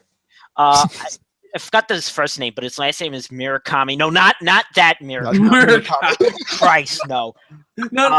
This guy. Can you imagine getting art books from him? This guy is like one of the unsung heroes of mecha design, because he did a ton of like 70s, 80s, and 90s things, Sentai stuff, Go Lion. He's the designer fucking Go Lion. This guy, better known to some of you as Voltron. Yes, like that type of like design style. So, I'm gonna have to get this book down the line. And also Prison Battleship. Yeah. Don't ever look up that other Murakami, please. Oh no, you can if you know, as long as You you can. know. Just you're what is it? Lonesome Cowboy. The Lonesome Cowboy. That's art. That's art. It's so deep. Man, I really that's wish you what had made that. me finally realize that I hate art. Wait. I so wish you had that drop in, because this conversation would totally. It's fucking art, man. It's fucking art, man. Can Be I- on the lookout of foreshadowing that will probably be showing. You know what? I was gonna say this off show, but you know what? I think it's a funny thing to talk about on the show. Okay. Aside, I have to take a tangent, but I think I gotta talk about this in art school, because you're gonna fucking love this. I had here to we do a go. class. It was a storytelling class. We had to make a comic about Frederick Douglass when he was a slave. Okay. Why? Exactly. Now, Why? I was a little cynical. I didn't say it, but I was a little cynical because the teacher was white, doing a comic. Of course about, they were. and Okay. What was it? February? I don't remember, but I remember I had to make the original version of the comic where there was part where it was like fighting his slave owner, his slave master, and I drew it kind of like a fighting game. Like, With, I'm getting like bars. Street Fighter level shit. And I think I had like fatality at the end. And he didn't like that because he didn't get mad, but that I wasn't taking the matter seriously. So, and I didn't want to say, well, I'm kind of cynical the whole thing white people doing about Black history, because I didn't want to get into that, because you probably feel guilty about blah blah blah. Yeah. I didn't want to say that, so I just did it like normally, like, okay, I'll do it, But still, deep in my mind, I was thinking like, you gotta be kidding me. Well, it's like I got in trouble. It had nothing to do with that, and wasn't art school. But in grade school, I drew we were supposed to draw. I wish I could even remember what you were supposed to draw, but I remember I ended up drawing like Bowser fucking like shredding something, like some fucking thing, just and surprisingly gory detail. And I got in so much shit for it. I think you were like in the office or something. Yeah, well, that wouldn't be the first time my art got me in trouble. No. Like we had there was this one guy in our circle that was really just, you know how you'll have like those group of friends and then somebody will just kind of find their way in there, and he's always the odd person out, and eventually, and it's clear that they're there for reasons that are questionable. And that they're kind of latching on to somebody and they're not really interested in anything the group's doing. Yeah. I think you know what I mean. Yeah, they're there because someone they want to associate with is there. Exactly. Well, there was a character like that involved, and nobody liked him. He was obnoxious, constantly making all kinds of demands and stuff. You know what I mean. Yeah. Well, me and one of my other friends were making fun of that, and he drew a picture. He was just bored, and we were like in detention or something. And he drew a picture of him fucking mounting a dog. Like it, from behind. And this dog had this like Scooby-Doo what the fuck look on his face. And like drew like these weird like theatrical kind of things behind it to make it look like it was some sort of like, I don't know, freak show kind of presentation. And we were laughing about it, passing it back and forth and making stupid little comments and stuff. Again, this is one of our more proud moments. But I was annoyed with him, so I actually taped it up on his locker with like Scotch tape, just like. The thing was, though, he didn't see it because he didn't. I don't know if he just didn't come back to his locker the rest of the day, but it was there all day. Like I mean, from like first period to like the end of the day. And here's the craziest thing about that. It was right next to the principal's office. Mm-hmm. Ooh. Like, and it was never taken down. Oh yeah. They ended up. Yeah, exactly. It eventually did get taken down, and eventually me and him got in trouble. The culprit, and the teacher. You could tell they wanted to laugh. Yeah. Because it was funny looking, and you could see it like in the back of like you know how when you can see somebody's trying not to laugh, like they have the smirk and they're like yeah. And I remember they ended up calling my parents. It's just like, he drew this. He was involved in the creation of this picture. It's very vulgar. And in the background, I'm like, woof. Which that wasn't helping my case. But I got in a lot of trouble when I was a kid. Can you believe that, listeners? Don't you own Satoshi Urashihara art books? Yeah, I've got quite a few. I actually collect them. That's awesome. I've got there was one called Venus. Yeah. I've got one that it's for like all the Growlancer like art and like stuff like that. And I've got a couple other ones too. I can't think of the names of them. I got one. It's got the Plastic Little cover. Ooh. Where it's those three main characters. I can't remember what the name of it was. Whatever. And I also got a bunch of Tony Taka stuff. I collect that too. So yeah, I've got a Eiji Komatsu art book. I've got I'm blanking on the name. Character designer for Bakemonogatari. Oh. I know who you mean. I just can't think of the name. Watanabe. Aiko Watanabe. Yeah, Akio Watanabe. Got That's him. Speaking of which, new Monogatari in the summer. Yeah, I still need to catch Guess up. who's back? Guess who's back? Wah, I wah, I wah. have no perspective on this because I haven't watched the last 85 Monogatari series. Come on. Dun, dun, You know me. dun. If you know me, you know who I'm hyped for. Oh, Mayoi. Yeah, she's back. I didn't know she went. Yeah, I've got Haruki Fuyuno, which for people who don't know is the character designer who did the Little Armory series that's now all up in Figma now. Mm-hmm. I got Kantoku, who did the original character designs for Hentai Prince and Stony Cat. Mm-hmm. I actually did see that show. That's one I still need to finish, actually. That's kind of an odd one. Yeah, so before the break, let's cover magazines real quick. Oh, sure. All the good ones are gone. Oh yeah, that's damn true. Believe it or not, there used to be some pretty good ones. The biggest one now is Otaku USA. It's not very good anymore. There used to be more that were. There used to be some that weren't specifically anime magazines. They were more like peripheral. Like some gaming magazines were. Yeah, there was Game Fan. That would have like some, or have like reviews in one spot or something like that. That's where I learned about Evangelion. Yeah, I mean, I think I did too from one of those. You probably saw the same exact issue I did.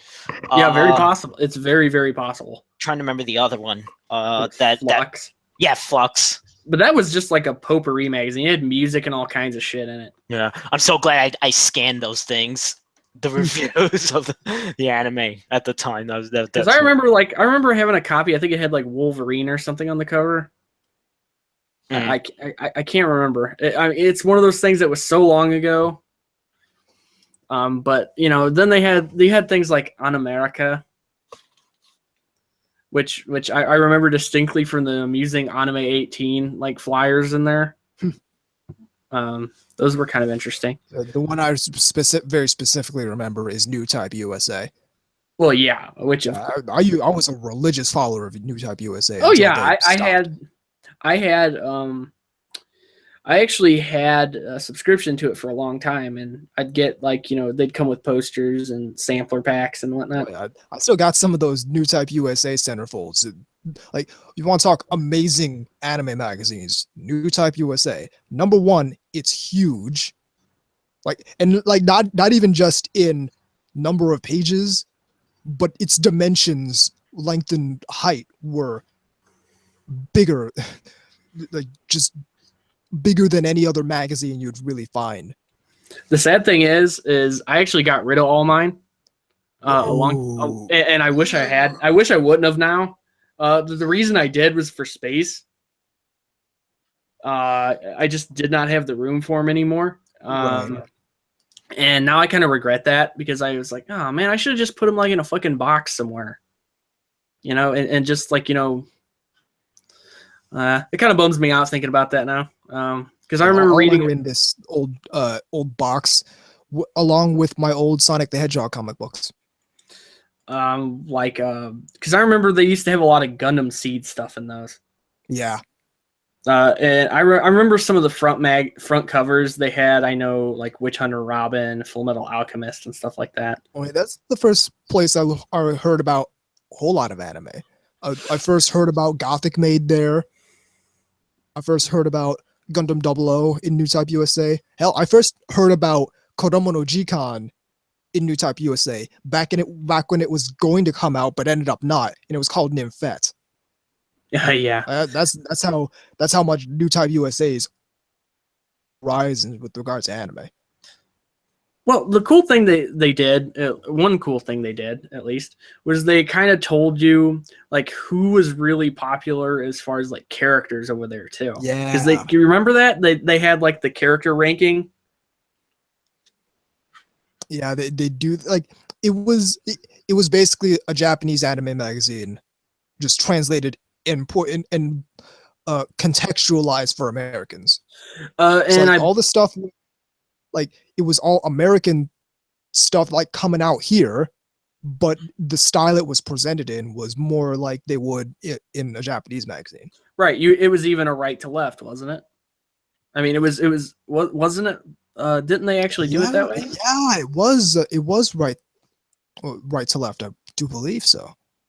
Yeah, I mean, I can't remember. It's been a while, but I need to bring at least one of those issues up here so I can just thumb through it and remember when anime was good. Remember when anime magazines were good. Yeah, I was gonna say. Let's talk about well, there's Japanese one. That was being facetious when I said that. There's Japanese ones. Yeah, I mean, there are. I need to get myself into Megami or Neon type. Yeah, I mean, I've got some of those. Those are the scans I look at. I mean, I do have some, and the thing is, they tried to do the Megami like deluxe editions here, and I think it just kind of petered out or something, because I don't remember them ever really just continuing those. I haven't heard of it, so I guess it did peter out. Because I had the first edition they did, and it had like I think My Hime and things like that. Anyway, doesn't matter. But because it basically just took like all the posters and like really high gloss, like thick pages, right, and stuff. It was really nice looking. I'm gonna make a quick shout out here. There's I'm trying to remember what the site name is. I think it's NopyBot. It was the name NOPY bot. What site you're talking about?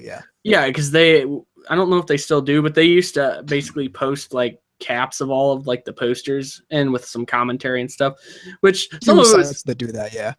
Yeah, and there are other ones, but that's just a prominent one I remember. And I also remember they would make comments about the feet look weird in this, or this looks off model or something. And sometimes they were, but oh yeah, I remember that one.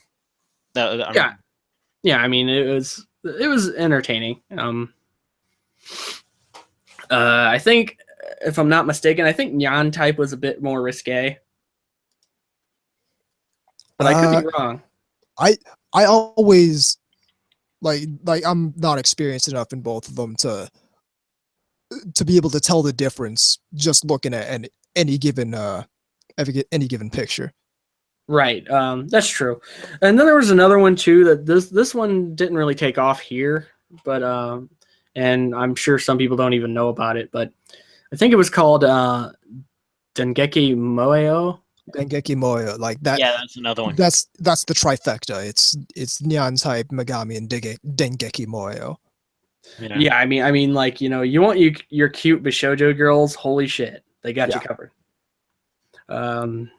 All those really nice high glossy wallpapers and stuff that are out there on the internet. Chances are high that they scanned them from these. Yeah, that's fair. Or a magazine like them. Right. But those are your big three, I would think, wouldn't you? Yeah. Those are the three I hear about most also, consistently. Yeah, Nan, New Type, and Megami. Right. Mm-hmm.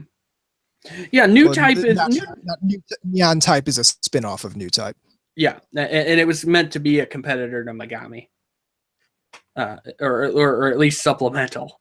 Yeah, but New Type was different. New Type was more just a general anime mag. Yeah, it's the anime magazine.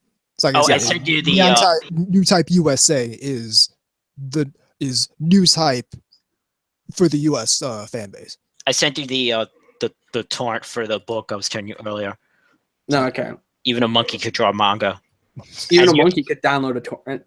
You're gonna laugh your ass off. But yeah, I mean, there's as time goes on, you're seeing more and more kind of information that's kind of covering the ins and outs, the industry, the kind of history of some of those sort of thing. Yeah, and with that, it's gonna get a lot harder to lie about. Oh yeah, base in this medium, for sure. Yeah, I mean, so there's lots of books out there, but you got to be kind of. I mean, I hate to say this because it makes it sound really. You almost got to be a little picky about it. Yeah, you got to do your research before you buy the book. Unfortunately, you gotta know your authors really. You gotta know your authors' pedigrees and what their perspectives on and how their methodology. So Patrick W. Galbraith, I basically read anything. All you got to know he about him does. is when he was over there, he got kicked out of his house that he was that he was staying at because he was like in full nerd mode. I keep all my books in like this big like watertight container. Mhm. Just a little insurance. Yeah, I really need to do something about one of the boxes I have because I had that scare. Yeah. Yeah. Buy yourself a like a watertight container for at least if you can't get all of it, your most valuable or your most important perishable material Items. Yeah. Yeah, I mean, it's like fuck first aid kits and like, canned goods. I want jerk off material. Yeah. I need these Satoshi Ishihara books. They're so important. They're very important to me. I used to have the book, and I actually made K-Gods interested in. He bought the book for I forgot his name. Oh, yeah, I know who you're talking about. Basically, if you look at their work, I think it's actually two people, isn't it? Yeah, it's two people, and it's very similar to Ishihara. Yeah, you said that they might be an understudy, and it definitely looks like it. That probably was, and because like I could definitely see that, and a lot of cool like mecha based art. I've still got that. Yep. Yeah, it looks. Yeah, he did like an awesome Combatler V, and there's even I think a picture of Lacus, or maybe it was Mir from Gundam Seed. Yes. I remember that one. Yeah. So yeah, that picture is probably a scan from that book. It's good stuff. Indeed. Yeah, I love seeing good art like that. It's one of those names In any that case, with that, go ahead. We should probably head out to this third segment. Okay, that'll work. Break time. Keep it right here on NTR Radio. Drawing Girl says, yeah, she has a subscription to Megami. Yeah, I need to get on that. Wonder how much it is. I used to have a few Megami and Nans. Yeah, I've got some, and I think they're actually in my the art book case or art book box. Still in the moving box from when I moved here. First of all, let's turn this down. There. And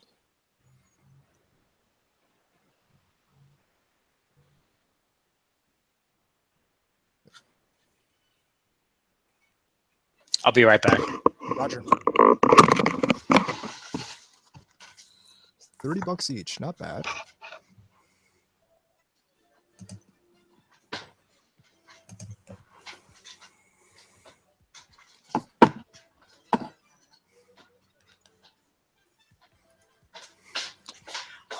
Remember when we showed Villainous those Limp Bizkit videos?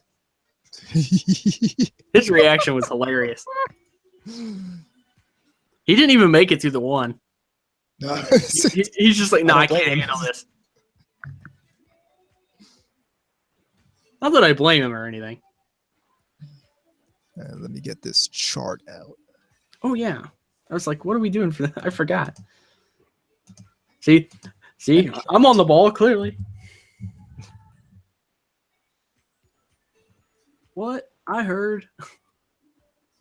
You heard? Yeah, I heard.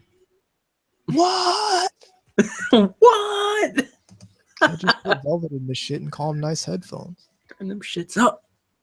Turn them shits up. Up. I'm serious. I can't see them. I'm writing. Where my snare at? Hey,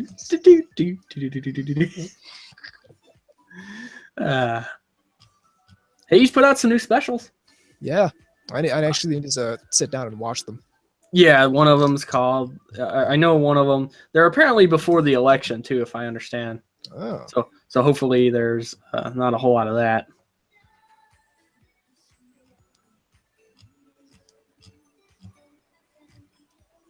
Okay, I've got Ani chart up and about. Same here. Spring. Okay, that's weird. We can kind of go through it and see what's up.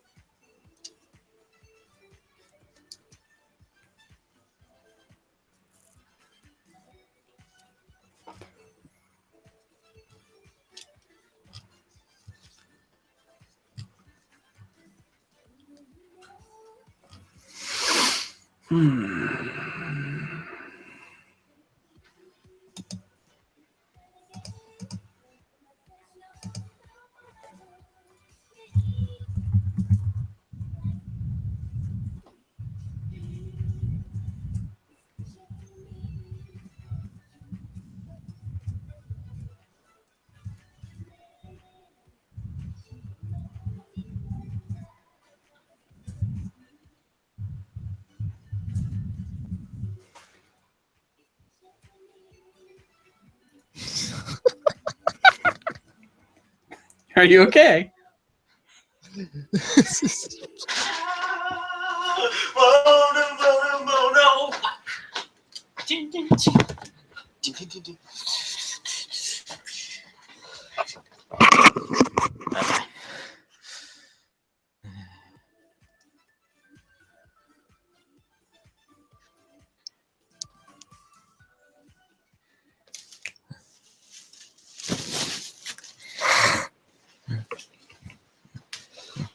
Okay, I have any chart up, ready on the third segment. Okay. Yep, me too. All right, are we just gonna kind of roll through throw them by row? Yeah. Well, the first thing we're gonna do is we're gonna go up to the top, center right, hit the sort button, and sort it by title instead of popularity. Okay, hang on a minute here. Sort. Okay, title. There we go. Yeah, so it's in alphabetical order. So it's in alphabetical order and much less confusing. Yeah, and also it satisfies my OCD.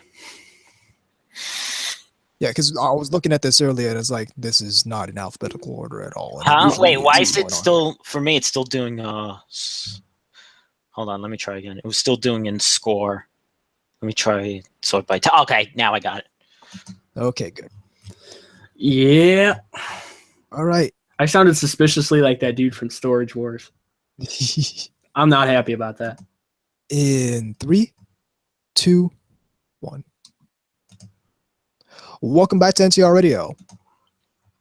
So as we're basically at the end of the winter season, right on the cusp of the spring season, we're going to cover the spring 2017 season. So the link is out in AnyChart. The website is anychart.net/spring 2017. It's current year. And what you really want to do to follow along here is in the top center right, hit the sort button and sort it by title, so it actually makes sense. Yeah, I'm not sure why they did. I'm not sure why they did that. Yeah, I'm not 100% sure why that happened. Odd. Yeah, because that did that for me too. So that is kind of weird. Okay. Okay, so let's look at row 1. Rogue One. No. No. All right, someone get the TIE fighters. Yeah, nothing on row. What is that? Alistair, Zoroku, Adam the Beginning, Berserk 2, Beyblade. Interesting. They're now calling it Berserk 2. I don't remember people calling it that before. So maybe this actually is going to be, a legitimate. I don't know. It just says new season. Yeah. Hopefully it doesn't look like the movies. Yeah. Because I'm not okay with that. Don't care about Beyblade. Don't care about Boku no Hero. Hero Academia. Don't care about a new Naruto anime. This is like this is the son of Naruto. Boruto. Okay. Well, it's interesting that will we be seeing any more ninjutsu accidentally dying in the sand kind of things? You know what? I honestly don't think so. I think Naruto has kind of run its course.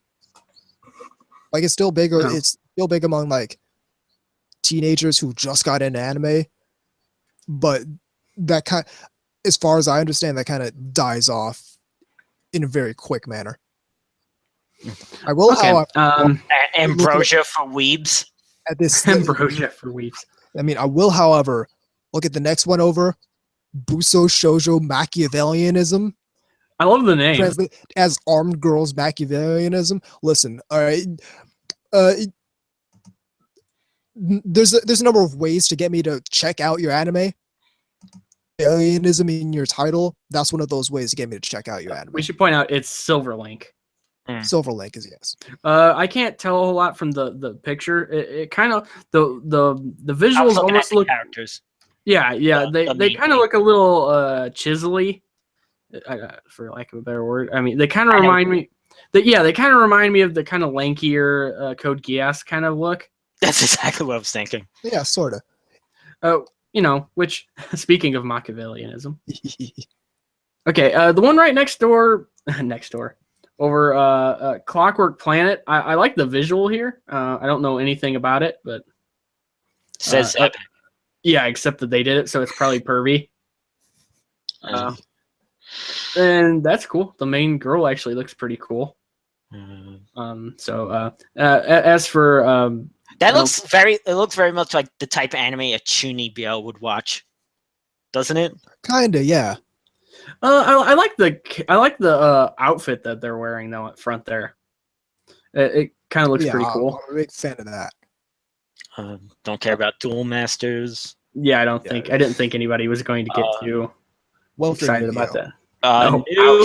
New side story for Danmachi. Yeah, Danmachi. Yeah. So, which means I'll probably STL. No, we know I'm not pronouncing that entire title. But you take out the best two characters. Like and the one that I guarantee I think all of us are at least going to give it a try is Eromanga Sensei. Yes. Actually, which is by a light novel for that. Oh, you did?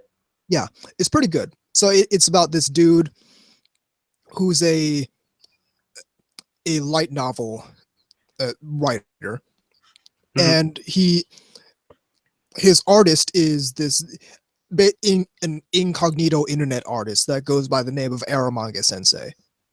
Okay. And long story short, it turns out it's his sister. Oh. Yeah, it's by A1 Pictures, so it'll at least visually be nice. Oh, John Girl said she sent an email. Yeah. But we'll do that right after. We'll cover it after the thing. I think we're all going to check out the one right next to it.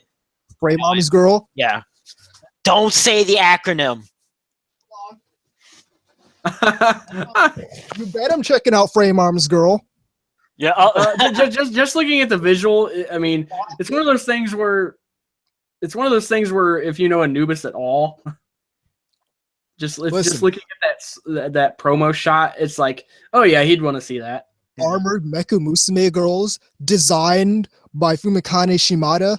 Yeah. Also, the main girl looks. What world is Time Enforcer Anubis not checking out? Looks exactly like Erica Hartman. So yeah, I was noticing that as well. The next batch of stuff we got. Let's see here. I hear a lot of people are waiting for this one, or at least it seemed like this is Fukumeki Noise. Okay. Yeah. The first episode is actually premiering at AB this year. Ah, So I'm going to be covering that just cause. yeah. Okay. Is it going double uranium?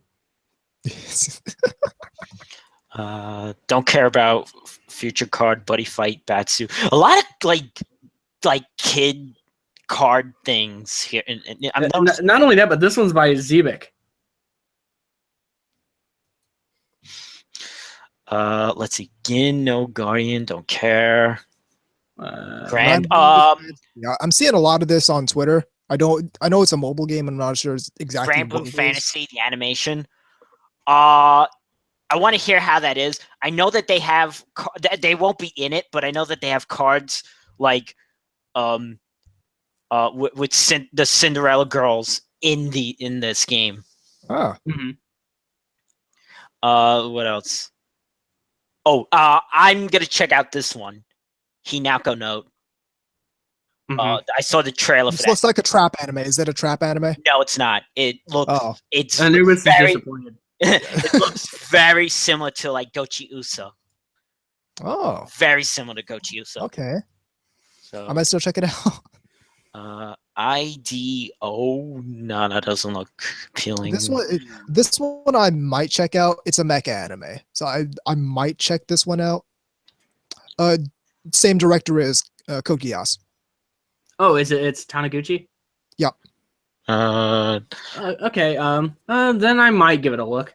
I don't care about pre-power, even though it is idols, but it's not the idols I'm interested in. I don't care about Kabuki, Kabu. I don't care about the. I don't care about Ryoko Takehasha regurgitating the same thing over and over and over and over, and people still thinking it's original. Yeah, she's doing good at it. I'm going to dispute you on that. I don't know a single person who insists that everything Takahashi does is super original. That's like saying everything as I saying going through and saying, okay, who's that guy, the new Miyazaki? Shinkai? Makoto Shinkai. It's like saying Makoto Shinkai doing the star-crossed lovers thing again and again. Like, it's super original. Like, we get it. But it's like, it doesn't matter if it's original or not. It's really good. I don't care about Natsumi Yuchiko Roko. I don't know anything about that. That's Natsumi Book of Friends. I think that translates. I don't care about that. Okay. I don't care about Hochiko Haya, blah blah blah blah. I don't care about recreators, but it's RE colon creators. So Renai Boken. Bokun. I don't care about real blah blah. Hey, doesn't the girl on the right almost look like Satania? Yeah, she does. Yeah, it does. I love the company EMT Squared. Roku Nadashi Matsuno blah blah. I don't care. There's the one Anubis wants. How to Raise a Boring Girlfriend. Yep. Saikano Flat. More of that. Let's go. Was an amazing anime.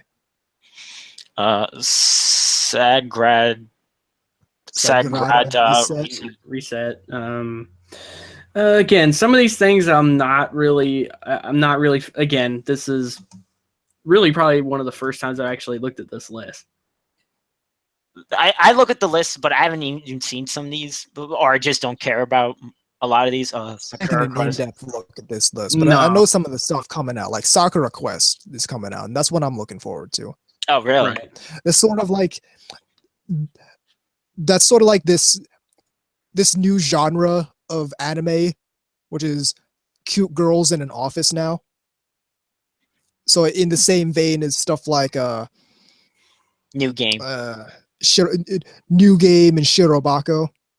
Mm-hmm. Oh, sorry. So I've been enjoying that new genre, quote unquote, for quite a while now. Oh, So that looks like the same as that character design for Shirobako. I think so, but I'm not 100% sure. It looks very similar. It is PA work, so Right. I wouldn't be surprised. Let's see. Sakai Suru Kado. Shingeki no Bahamut Virgin Soul. I don't know what that is. I love how excited you sound when you said that, and I don't know what that is. Well, it's in all caps, so you have to say it dramatically. Attack on Titan 2. I have sex with the bees and the eagles. That sounds like a personal problem. It's in the opening. Listen to it. No, I'm just saying. Another long title I'm not saying. I love. Sorry, I thought we were past this. It's like based on a light novel. Anubis is gonna hate the title.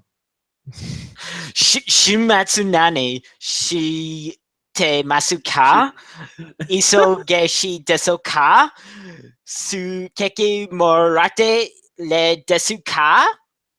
Jesus fucking dude. It's 3 questions. Asking a lot of questions and not making me interested in answering any of them.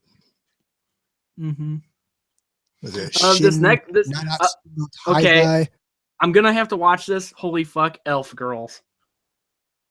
Look at that. Or they actually look like they're actually supposed to be demons. But sin. But they have the pointy ears. Pointy ears are pointy ears. Yeah, my dick can't tell the difference.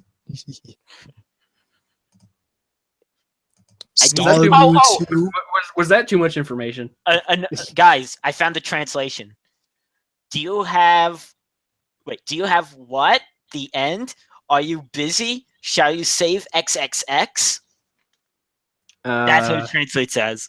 Interesting. That's not endearing me to that title at all. In fact, that's probably even putting me more off to the title. Okay, and then we have something that looks really goofy, called Snack World. The Snack World. The Snack World. Yeah, no, it's not Snack World. Okay, guys. It's the Snack World.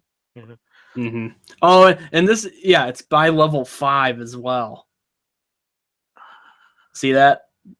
Project by level 5.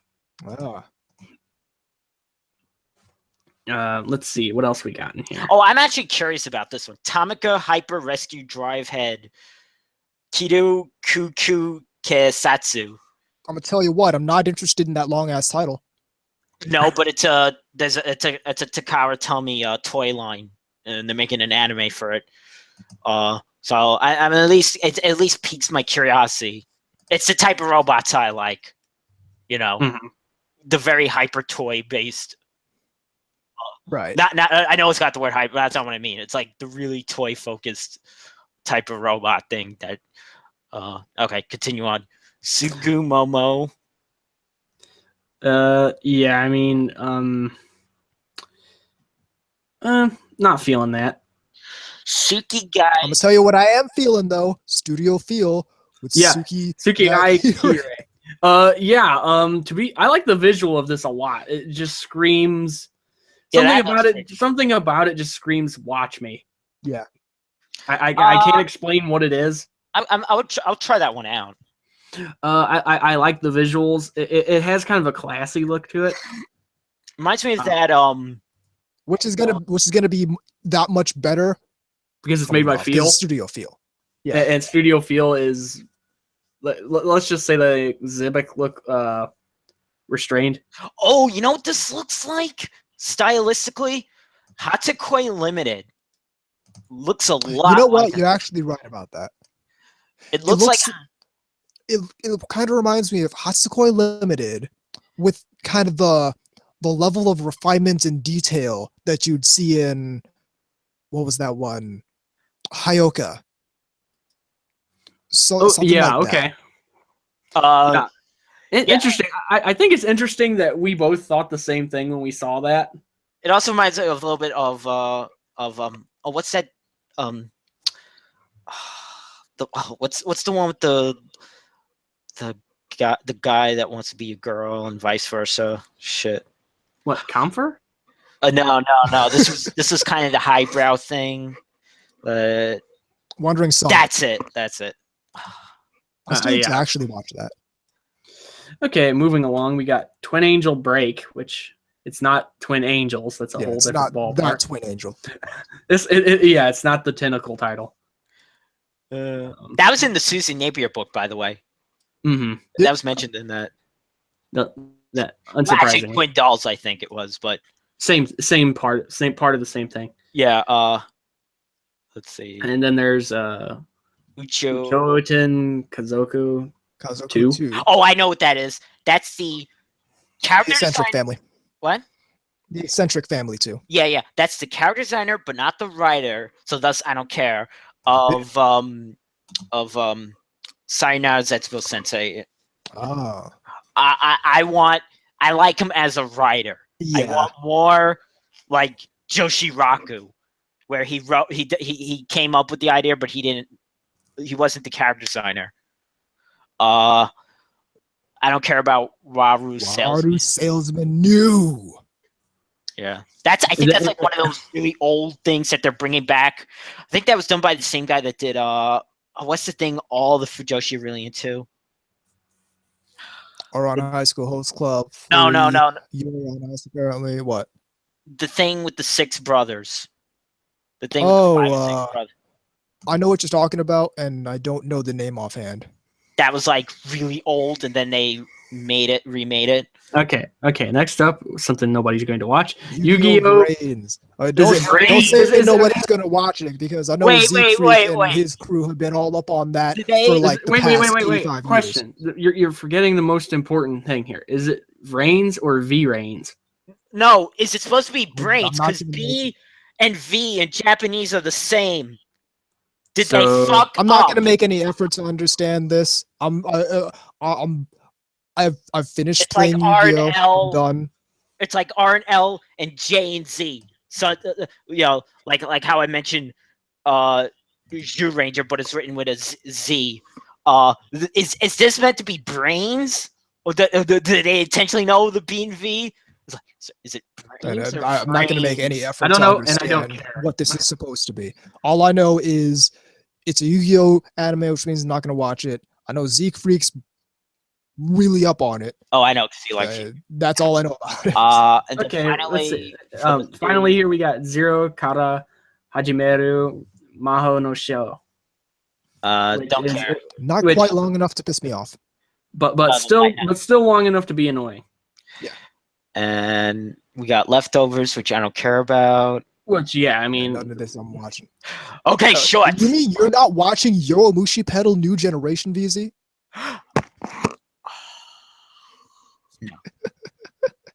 Let's get into some of these shorts. hey man, I'm wearing pants. I don't need shorts. I think you know which one I'm pumped for, which is No, to go Cinderella back. Girls-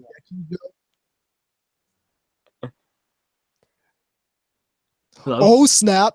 Oh, here we go. Okay, you watch what happens with, if anything happens with this anime. Roommate, a male spinoff of TV anime One Room. Yeah. Yeah. I know exactly where you're going with that. I'm saying, watch everyone love this.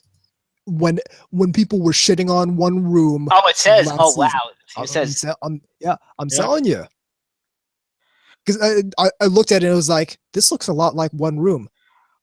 It turns out, yes, it is the same thing, just with dudes. I might check that out, actually. I'm entirely going to check that out. You kidding me? All right. This is going to be great. All right. I think we know which show I'm pumped for, though. Come on.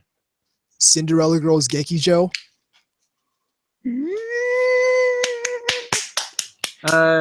Well, no Berserk going to be worked on. Even though, well, it's good because we're getting Berserk 2 right now. So Yeah, he's getting it out of the way so we can watch that. That'll hold us off. Yeah. Oh, I got to read the title of this one. Love Komi. We love rice. Yeah. Yeah. It's about the rice eating club. Is it about the rice eating club? I don't even know. It's the Rice Ear Academy. Yeah. Mm-hmm. It doesn't really look like I'm going to be watching any of these shorts. So Other than Roommate, which I'm going to be watching religiously, none of these shorts particularly endear me. I'll probably watch Cinderella Girls Gekijo after I watch Cinderella Girls, or after I watch regular Idolmaster, something like that. But it's that and Roommate. Finish regular Idolmaster and get to Cinderella Girls. You'll thank me. That will happen eventually. You will say, where have I been, VZ? What have I been doing with my life? okay, I'll tell you what though, we're moving getting along. that free movie this season too. Oh yeah, more free. There's Yeah. a fairy tale movie, which if I was actually more up to date with it, I would actually watch. So it's one of those things distantly I will be watching. Yuki Yuna's getting a movie. Second. That's the second. Yeah, movie in the Christ, that tried too hard to be Monica. So that's about the size of the movies for now, at least for me. Yep. Yeah. We're getting that High School Fleet OVA though. Yeah, I actually did notice that, and we're also getting another Thunderbolt. Which Brave the Witches. the first episode of which came out a bit ago. We're also getting that Brave Witches OVA. Yep, I see Sonya Petersburg. and Ayla up in here. Yes, I do. Petersburg, Dyson Ryaku.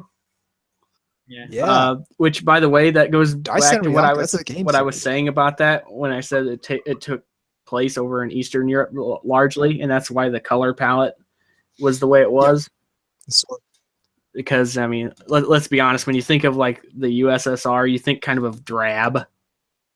yeah, you certainly don't think a bright, vibrant color palette when you think of the Soviet Union. Oh no, dark reds, grays, navy blues, rustic kind of colors, and Speaking of Russian, because nothing works. speaking of Russian, tangentially, look up movie posters, especially Russian movie posters of like Western movies. I Polish. would love to see the one for Rocky 4. No, the most batshit insane one was Star Wars. Like, is it written in is it written in like Cyrillic? It was like a robot. It's supposed to be, I think it was supposed to represent Darth Vader, but it looked more like a Jaguar robot. And I think it was supposed to represent lightsabers, but they were coming out like as a crown. Wow, yeah, no, I'm looking at it right now. This looks like an Aztec warrior. Yeah, exactly. Weird. It's cool. Too bad nothing like that is actually in that. Yeah, I mean, I don't know if either of you have actually seen any Russian movies. I mean, some people would probably I've seen tell you, Battleship Potemkin, or like maybe Solaris or something like that. giant allegory for the Bolshevik Revolution. Oh, there it is. Yeah. Which we should point out is actually 100 years old now. Yeah. 1917. So that's the thing. Yeah. In any case, we got mail. Incoming message. This one's coming in from John Girl 94. Hello, NTR Radio. I've been thinking lately about how a lot of people who take head positions in the Western fan base tend to not actually know anything about anime. The opinions of the creators of this medium, or the opinions Japanese people actually have. As Anubis said, these people are either stupid or lying. It could be that, but I honestly think the problem is that these people are genuinely misinformed. Reading interviews from the director of K-On!, Naoko Yamada, it kind of proves that the people of the Western fan base are more wrong than I thought, because the things they say are not accurate at all. Why do you think this is? I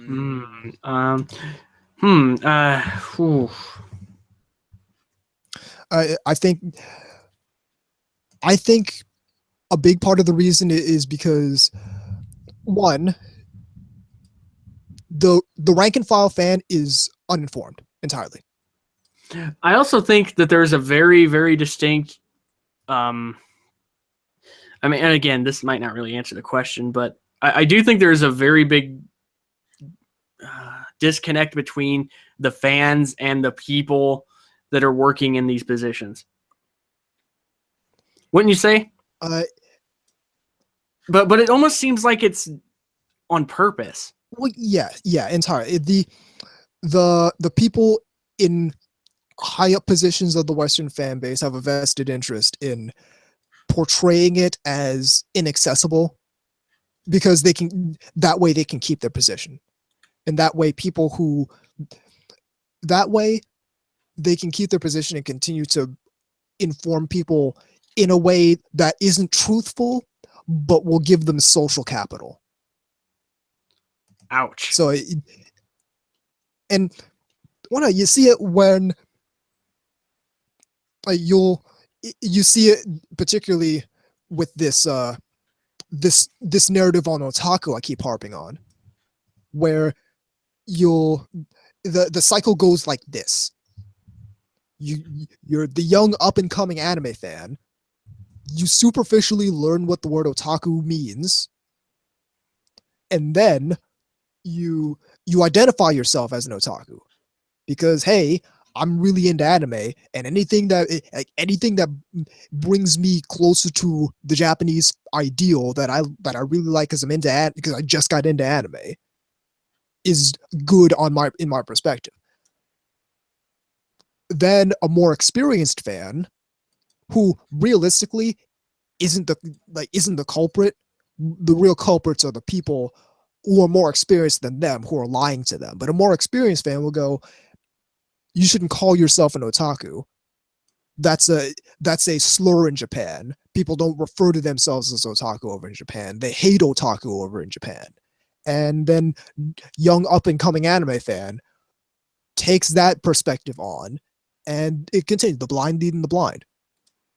When realistically, all these people have been lied to by people who stand to profit socially from discouraging otaku behavior, discouraging that type of fan behavior. When you say that, it makes it sound like the old people. It's like, we got to squash this degenerate behavior. Yeah, this rock music. Yeah. It's like satanic. You kids with your rock music. Satanic, devil worshipping, board games. Your kids, and it extends into these perspectives on the creators of this stuff. K-On! Was just created cynically to pander to otaku. Well, no, really. If you talk to the creators and the people who make this stuff, they actually have a lot of passion for it, and they like creating what they created, and they created what they created because they want to provide this view or whatnot on. They wanted to make an anime about this or that, but and realistically, this goes whether or not they actually know, because if their goal was to actually inform people, if their goal was to actually provide perspective, it would be prudent for them to have read these interviews and to have gone as far as they possibly can into finding out exactly why these people create what they create. But because it's socially profitable for them to lie to people about how these anime are created and why these anime are created, they stop halfway. Well, realistically, they don't even stop halfway. They stop a quarter of the way. Well, you know why all this is, Anubis, and I'm gonna have you do it. Well, we could. I mean, we could look into. But you know what? I can't even do the "it's really hard" thing, because it's not even that it's hard. It's that's not their goal. Their goal isn't to tell people. Their goal isn't to tell people, hey, this is why. Hey, this is why anime is created. This is why this creator wanted to make this show like this. That's not their end game. Their end game is social capital. Well, which and says, John Girl in the IRC asks, Why do you think it's socially profitable? It props up their own viewpoint to people who have no other perspective. So if I was in charge, looked upon as a leader to people who really don't know any better insofar as having perspective, a bunch of high-level ones and low-level twos who are getting into this medium but don't know, and more than these people who are on the higher end who don't know. These people who are the high-level ones, low-level twos, straight up don't know. They don't know anything about anime, and they're looking to learn more. So when you're in a position where you're looked upon to teach people and to give people perspective, you have an immense responsibility upon your shoulders insofar as fandom goes. You have the weight of the world is on your shoulders as far as fandom goes, because now you're the gatekeeper. You're the one saying, okay, this is the way things are in this fandom, etc., etc. So you're looking at that. These people who are looking up to you and saying, tell us about anime. And tell us why Sage. Tell us why Sage about this medium. And for people whose end goal is not to help people, but to spread their viewpoint by any means necessary, it becomes expedient to lie to those people. And again, willingly or not willingly, because some of these people on high levels don't know. It's a shame that they don't know, because they really should at that level where they're the teacher class of anime. They should know. Why? But they don't know. Teach me about my way. They're not compelled.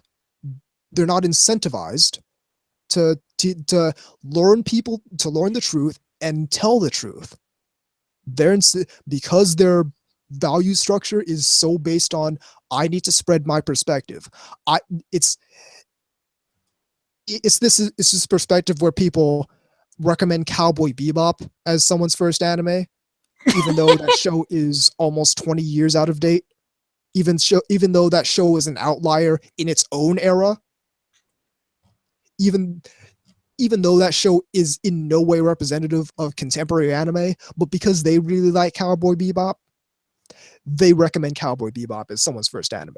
And at a deeper level, because these people, they like Cowboy Bebop, but they don't like contemporary anime. So if you show someone contemporary anime, they might end up liking it. And we can't have that. We can't have more people liking things I dislike. So you promote a skewed perspective. So that's the reason all these people, again, willingly or unwillingly, because at a certain point, it doesn't matter if you didn't know, because you should know. Especially at the level some of these people are at, and especially with the wealth of knowledge access to as anime fans now. I can't excuse people not knowing the truth. So at a certain point, Drawn Girl's right. Some of these people are genuinely misinformed. That is criminal. That is a shame that people who are in the position where they are expected to teach people, in the position where they have people looking up to them and saying, teach me wise sensei about anime, and they're misinformed.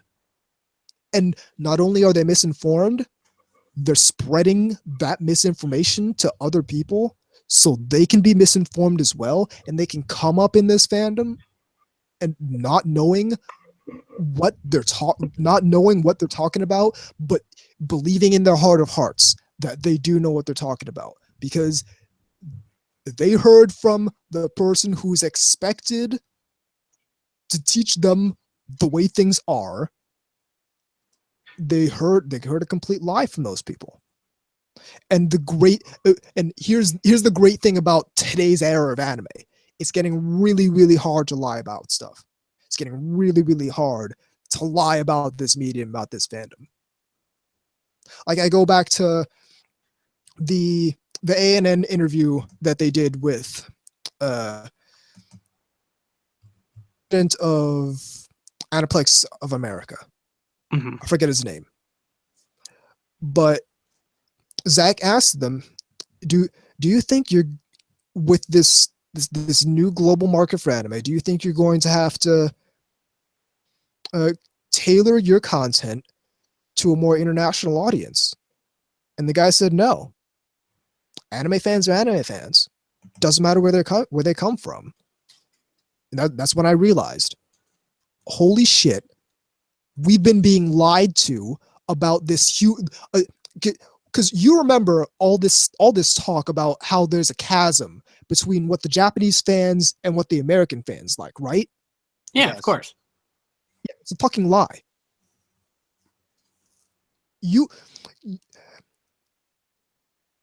How does this happen? How does this happen when we have a subculture in Japan, which everyone accepts that anime is not the mainstream culture in Japan. Like, anime fans are not the mainstream Japanese people. It's a subculture there. How do we end up with the same subculture here? And how do we end up with the same subculture in both areas, all doing the same exact activities? We both have anime conventions. We both do cosplay. We both do AMVs. We both do all these various fan works. How do both of these? How do we end up with the same subculture in two places if they're so different? It's almost like the old thing about UFO abductees, where they say, like, you know, like every person that, like, quote unquote is claimed to be examined says a very, very similar kind of thing, which they think is some kind of bizarre phenomenon, that, or they're just all reading into the same thing. Yeah, exactly. So it's how do we end? And George in the RFC, Henry Goto was his name. Looking at that and looking at the Japanese fandom, looking at the American fandom, and how we end up all doing all the same activities. And if you look at what's big over here and what's big in Japan, somehow Sword Art Online is big in both places. So what you end up with is, okay, we've just been being lied to for the past however many years regarding what American fans, quote unquote, like versus what Japanese fans, quote unquote, like, when realistically we're all the same. We're all a lot more similar than anyone gives us credit for, but we've been being lied to by people up on high whose responsibility is to teach people how things really are, but they're not doing that because it's socially profitable for them to lie to people. Because when they lie to people, they get more people who end up on their side. You're on the right side. The anime fandom. You're on the wrong side of history. Yeah, exactly. They get more people who end up on their side of the anime fandom than if they had told the truth, and if they had told the truth and valued making the anime fandom. Tanya in the RC. False narratives run this planet. Oh, for sure. And no. Like, all you have to do is turn on the news. That's pretty accurate. Holy crap. And the sad thing is people don't want to do the research on their own, and sometimes I get that. But the thing is if you do your own research, you'll realize you're being lied to. Yes. And that's why I recommend Moeth Manifesto, Beautiful Fighting Girl, Otaku Spaces. You will be flabbergasted about how much people in the Western fan base have lied to you about all this shit. Well, Anime fake news network. but no, but I'll give you a primary example. I know a guy, he's from Israel, and he constantly will point out how our media lies to us about that entire area. And the thing is, he knows because he's fucking from there. It becomes so politically and financially profitable for people to spread lies. Yeah, that's what we should call A&N now. Yeah, fake anime news. Yep. Given the fact that they gank most of their news from Japanese sites and just, translate them, or in some cases you have to wonder if they ran them through Babelfish.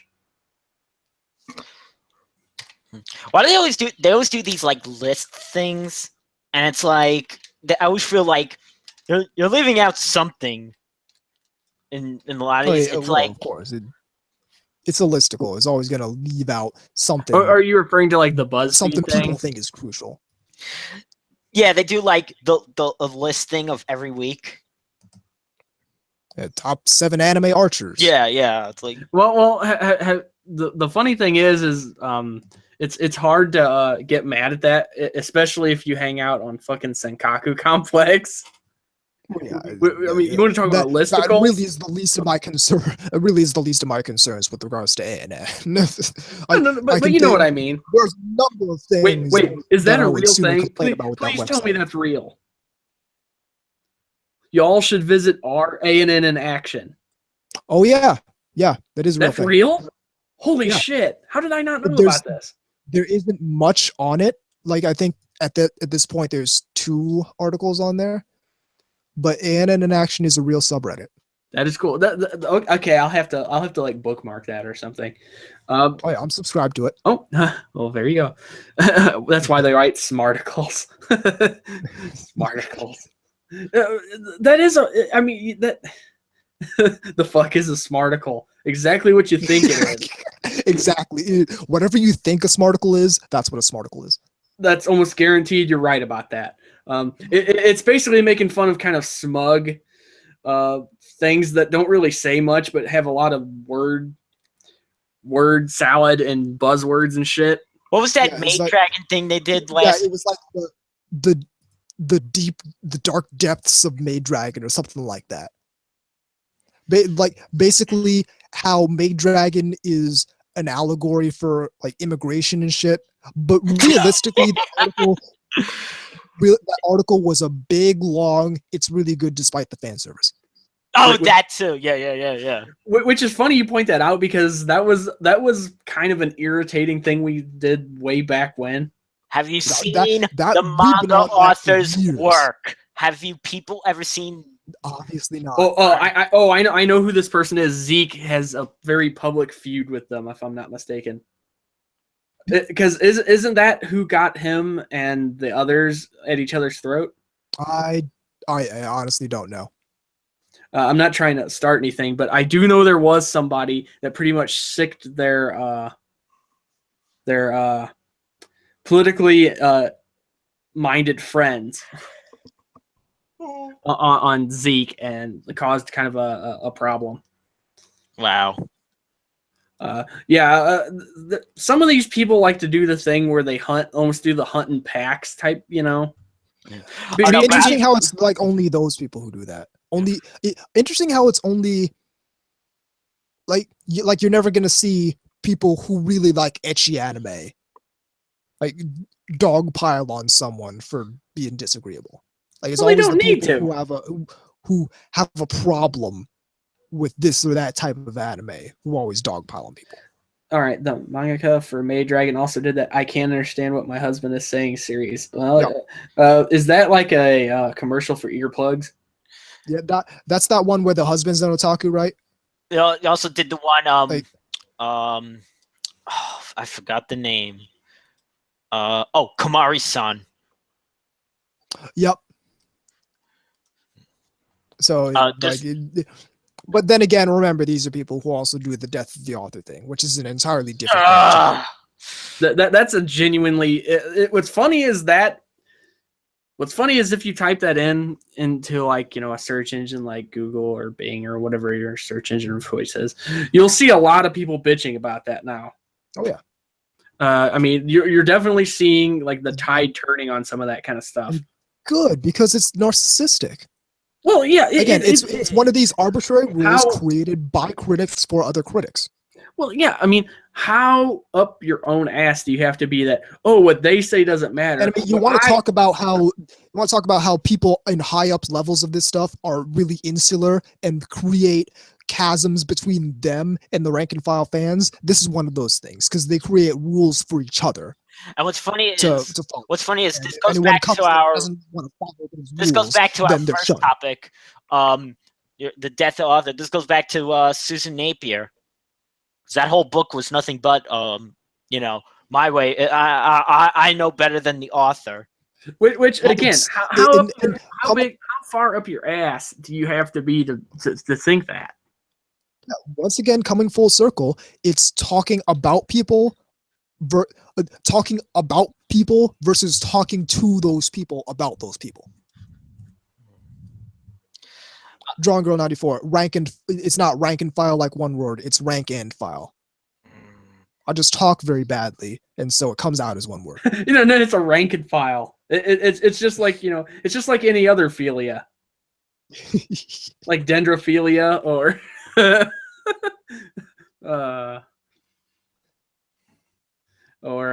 yeah. In any case, just to close out the email, realistically, whether or not they're misinformed doesn't really matter very much to me. What matters is that they should be informed, but they're not, and they continue lying to people.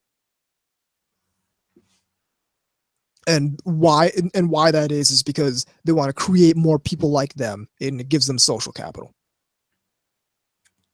Okay. Right. And to fully explain what I'm talking about with this thing in the RC, rank and file, insofar as anime fandom goes, they're your anime fans. Like, so it's a term derived from the military. So you have your rank and file soldiers who are the people who do all the boots on the ground stuff, and then you have the officers above them. So it's the rank and file fans who are they're the mid-level ones, high-level ones, low-level twos, and then you have the high-level twos and level threes above them, and who are not the rank and file. Rank and file basically means the boots on the ground majority. Your rank and file fan is just the person who watches anime, as opposed to people who write for ANN. Those are not rank and file fans. I think we got everything. And we want yes, indeed. That's the show. Fall asleep. The email address is ntrradio@gmail.com. The website is ntrradio.net. Check out VZ stuff at vzmk2 moemekegatai.wordpress.com. Hit us up on Twitter at TEAnubis, at vzmk2, at classic_kgods, and at NTR_radio. In addition to that, you want to check out Otaku Midnight because they're really good. You also want to check out the Bakugaijin show because they're really good too. Check out iyashike.moe. Iyashike is going to be attending Anime Boston, so look forward to that. That's next weekend. Also, check out shinakiba.moe for all your half-naked anime girl figures.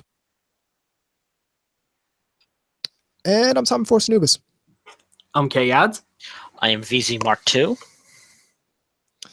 And even though Hiroki Yazuma talks about us without talking to us every time we say this, is NTR Radio.